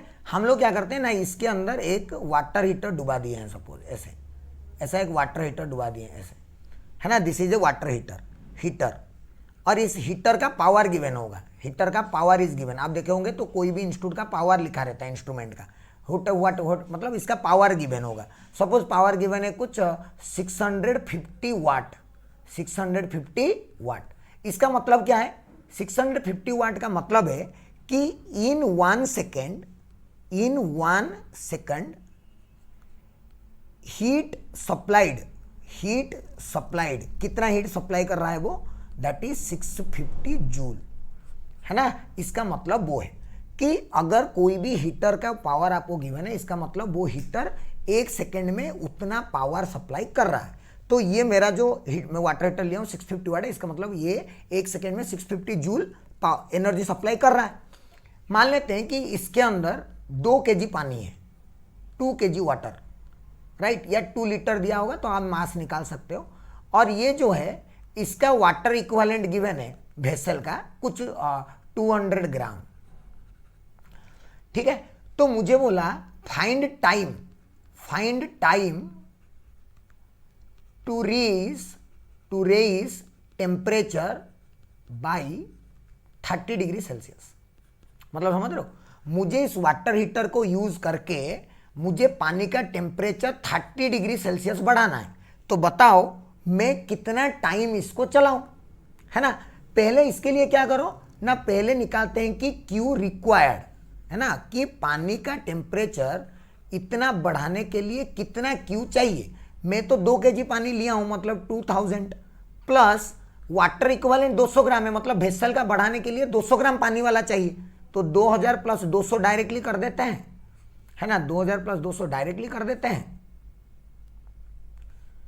उसके साथ हम मल्टीप्लाई कर देते हैं S, that is 1 into delta T, that is 30, तो ये हो जाएगा 2200 इंटू 30, दैट इज 66000 कैलोरी। इतना कैलोरी आया, इतना हीट चाहिए, इसको किस में कन्वर्ट कर दो, जूल में, तो 6600 इंटू 4.2 जूल। इतना मुझे चाहिए हीट, इतना हीट मुझे चाहिए, जो कि सप्लाई कौन करेगा, मेरा वाटर हीटर सप्लाई करेगा, और वाटर हीटर 1 सेकेंड में कितना सप्लाई करता है, 650 जूल, देयरफॉर 650 जूल इन 1 सेकेंड, तो 1 जूल इन 1/650 सेकेंड, मुझे कितना एनर्जी चाहिए, ये वाला, therefore Q required in 1/650 into, ये मल्टीप्लाई कर दो 66123 इंटू 4.2, जो भी सॉल्व करो उतना सेकेंड आएगा answer. This is your answer. आप सॉल्व कर सकते हो इसको आराम से, जो भी सॉल्व करोगे इतना आंसर आएगा। तो वाटर हीटर का पावर दिया हो तो आपको डरने की कोई टेंशन नहीं है, आप इसको आराम से सॉल्व करना, ठीक है। ये हो गया वाटर हीटर के बारे में स्पेशल प्रॉब्लम। दूसरा एक स्पेशल प्रॉब्लम है जो कि होता है अबाउट गीजर्स।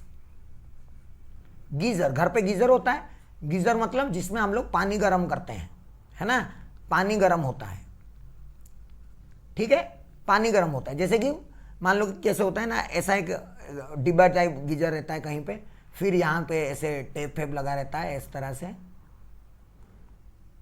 ऐसे टेप फेप कुछ लगा रहता है ऐसे, है ना, और इसमें पानी ऐसे आता है, ऐसे कहीं से ऐसे पानी आता है इसको अब यहाँ से पानी ऐसे निकलता है, दिस इज द पानी, राइट। ये गीजर है मेरा।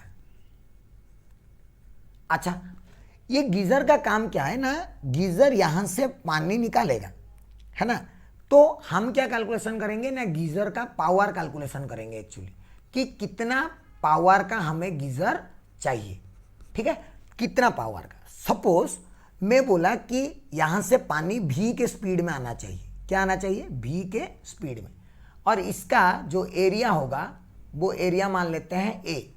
तो हम लोगों को एक चीज समझना है जिसको बोलते हैं volume flow rate. Volume flow rate, इसका मतलब है वॉल्यूम पर सेकेंड, वॉल्यूम पर सेकेंड, एक सेकेंड में कितना वॉल्यूम का पानी बाहर आएगा उसको बोलते हैं volume flow rate.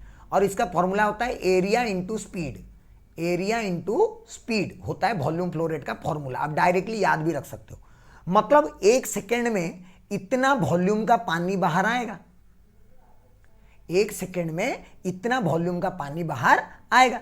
Therefore volume in 1 second, volume of water in 1 second, water in 1 second, इतना पानी बाहर आएगा वॉल्यूम, है ना। अब इतना जो पानी आएगा a इंटू बी स्पीड से, उसका मास कितना होगा, mass of water coming in 1 second, mass of water coming in 1 second, एक सेकेंड में कितना मास का वाटर आएगा ना भाई, वॉल्यूम पता है तो therefore m equal to density into volume, तो रो इंटू वॉल्यूम, वॉल्यूम का फॉर्मूला एरिया इंटू स्पीड। तो ये हो गया, this is the mass in 1 second, एक सेकेंड में इतना मास चाहिए। और अगर मुझे इतना मास का टेम्परेचर पढ़ाना है डेल्टा टी, तो कितना हीट चाहिए, हीट चाहिए मुझे ना m into S into delta T, इतना हीट मुझे चाहिए कितने, एक सेकेंड में।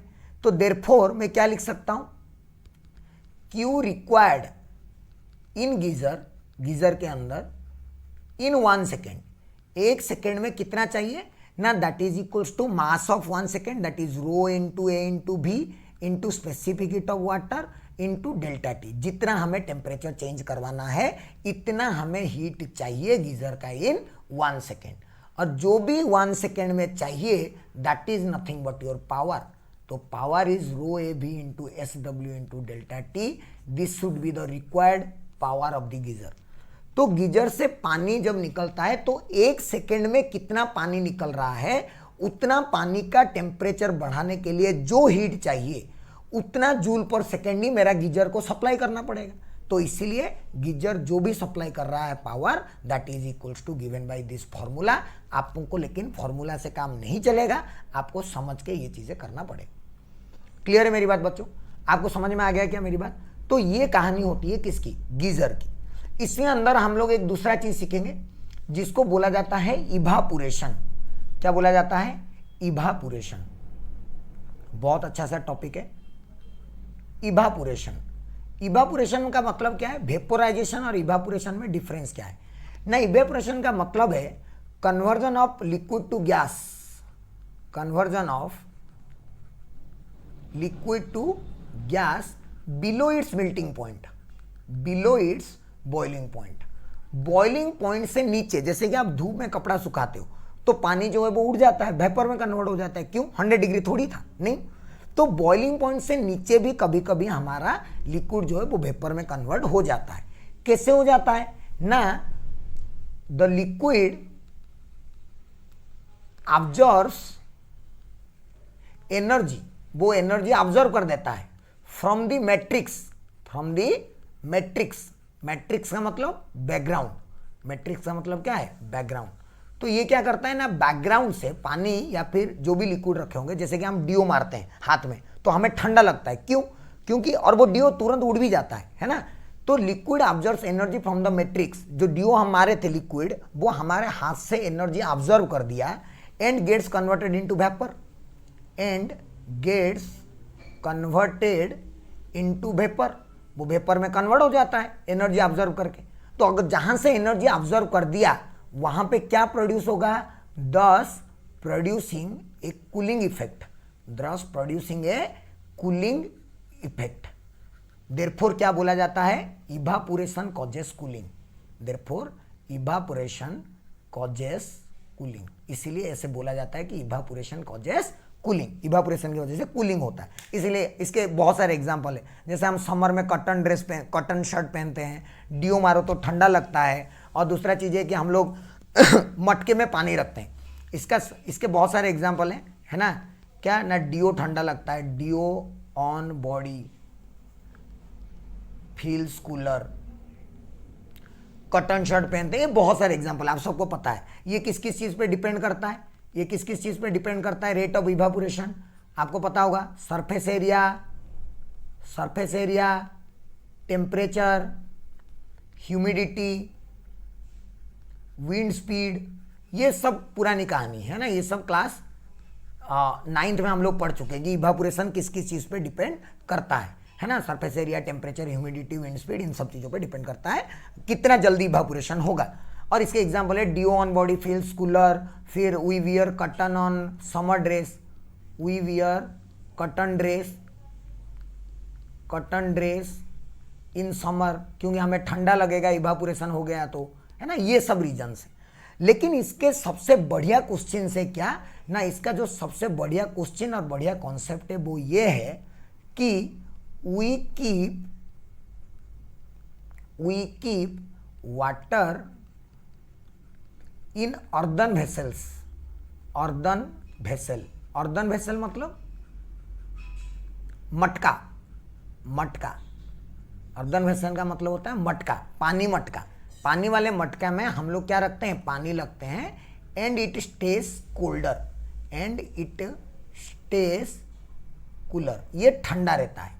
इसके ऊपर हम लोग एक क्वेश्चन करेंगे और बहुत बढ़िया शानदार क्वेश्चन है, मस्त क्वेश्चन है। एससी वर्मा में आपको इसका एक क्वेश्चन मिल जाएगा। क्या है ना, मान लेते हैं कि मैं ऐसा एक वेसल ले लिया, सपोज मैंने एक वेसल ले लिया, थोड़ा टेढ़ा मेढ़ा वेसल है बट समझ आना कि वेसल है, ठीक है, ऐसा एक वेसल ले लिया, ठीक है। पानी रखा हूं इसके अंदर, कितना पानी रखा हूं ना, मान लो कि m0 पानी रखा हूं इसके अंदर। और इसमें क्या होता है ना, इसके अंदर एक्चुअली पोर्स होते हैं, there are pores present on the walls of the vessel, तो पोर्स होते हैं। पोर मतलब समझते हो, पोर मतलब स्मॉल होल्स, पोर का मतलब होता है स्मॉल होल। तो रियलिटी में क्या होता है ना, ये अर्दन जो हम लोग जो मिट्टी का मटका लेते हैं उनके चारों तरफ हमेशा क्या होते हैं, पोर्स होते हैं, ऐसे छोटे छोटे होल्स होते हैं। तो क्या होता है ना, पानी यहां से बाहर आता है, water comes out through the pores के थ्रू वाटर बाहर आता है, एंड गेट्स इवापोरेटेड। कैसे इवापोरेट हो गया, उसको तो एनर्जी चाहिए, एनर्जी कहां से लेगा, मैटर से, अंदर से, by taking energy from inside water. अंदर जो पानी रखा हुआ है उसी पानी से वो क्या ले लेता है अपना एनर्जी, जो इतना है उसको चाहिए कन्वर्ट होने के लिए, किसमें, वेपर में, अंदर ही वाटर से ले लेता है। Therefore inside water gets colder. ये उसका एक्सप्लेनेशन है कि मतलब मिट्टी वाले मटके में अगर पानी रखे तो हमें ठंडा क्यों लगता है, वो ये उसका रीजन है कि पोर्स होते हैं, पोर्स के थ्रू बाहर आ जाता है वाटर मॉलिक्यूल्स, तो वो इवापोरेट होते हैं। कैसे इवापोरेट होंगे ना, वो अंदर जो पानी रखा हुआ है उसी से वो लोग क्या ड्रॉ करते हैं, हीट ड्रॉ करते हैं, और वो एनर्जी ड्रॉ करते हैं, और उसी एनर्जी को लेके वो लोग वेपर होके चले जाते हैं, ठीक है। तो इसका एक सिंपल सा कैलकुलेशन है, मैं आपको बताता हूं। Let the rate at which water comes out from the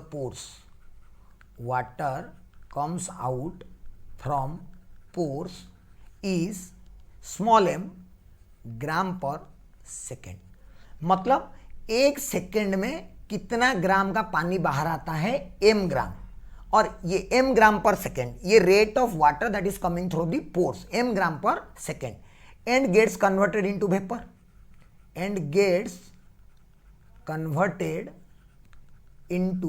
vapour, vapour में कन्वर्ट हो जाता है m ग्राम पर सेकेंड से, राइट। अगर कन्वर्ट हो गया, therefore heat taken for evaporation होने के लिए कितना हीट वो लिया होगा, Q equals to small m into latent heat of vaporization, fusion थोड़ी, लैटेंट हीट ऑफ वेपराइजेशन, क्योंकि वो वेपराइज हो रहा है तो उतना एनर्जी तो वो लिया ही होगा जितना उसको चाहिए, तो m इंटू LV।